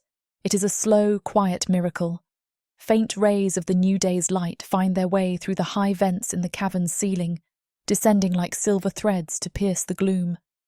They scatter across the surface of the reflection pool in a breathtaking display of shattered diamonds, a gentle, silent promise that the longest night has at last ended. The great hall is a kingdom of scars. The scent of blood has finally been washed away, replaced by the clean, cold smell of damp stone and the lingering aroma of 1,000 extinguished candles. I stand with Dorian in the centre of the quiet devastation, his hand a warm, solid presence in mine. We are the last 2 soldiers on a battlefield after the war has been won. The silence a heavy, peaceful shroud. I am no longer a captive, no longer a pawn, no longer a survivor. I am a victor. And the man beside me is not my master. He is my partner. We walk, our steps the only sound in the vast, echoing space, to the edge of the great black pool. The water is a perfect, unbroken mirror, its surface as still and as silent as the heart of the mountain. Last night, this place was a stage for lies and fear, a conduit for the whispers of a vengeful ghost. Now, it is just water. It holds no omens, no prophecies, only the truth of our own reflections. I look down and see us, 2 tired, blood-spattered figures, our fine silks torn and stained, our faces etched with the weariness of a war hard won. But we are standing, together, Our hands are clasped, a single, unbreakable line in the quiet of the dawn. The sight is a final, perfect, and deeply satisfying truth. The goddess is silent tonight, I whisper, the words a final, quiet eulogy for the old world, for the fear and the faith that have died in this hall. Dorian turns to me, and in the soft grey light, his face is stripped of all its masks. The charming manipulator, the haunted survivor, the savage killer, they are all gone. The man who stands before me is just Dorian, and his eyes, for the first time, are filled with a pure, simple, and unwavering devotion that is more breathtaking than any sunrise. He lifts my hand to his lips, his kiss a soft, reverent brand on my skin. Then let our voices replace hers, he says in a low, steady vow that is the foundation of our new world. Let our choices be the only omens that matter. Let this, he says, his gaze a raw, possessive, and beautiful thing, be the only faith we keep. He has rejected the gods, the ghosts, the games, everything but me. In the heart of his surrender, I find my own. Here, by the reflection pool, under the faint glow of dawn's first light, we claim our sanctuary. The fire of our bond has been rekindled within us, the world outside, silenced. This is not the frantic clash of the feast's chaos, but a final searing act of worship, raw and holy. Dorian undresses me with reverence, his fingers tracing the edges of my tattered gown, as if unwrapping a sacred offering. His eyes burn, mapping my scars, my curves, every inch of me, broken and strong, with a devotion that feels like a prayer carved in flesh. My breath hitches as his lips graze my throat, my breasts, my hips, each kiss a vow, each touch a verse in a language only we speak. This scene is about to get too steamy for this platform's comfort. And as much as we'd love to keep going, the guidelines say we need to stop here. To continue releasing these free audiobooks on this platform, we've got to play by the rules. The passion doesn't end here. Visit worldsofprotheka.com to hear the full, uncut version of this fantasy romance, and every daring moment that YouTube can't handle.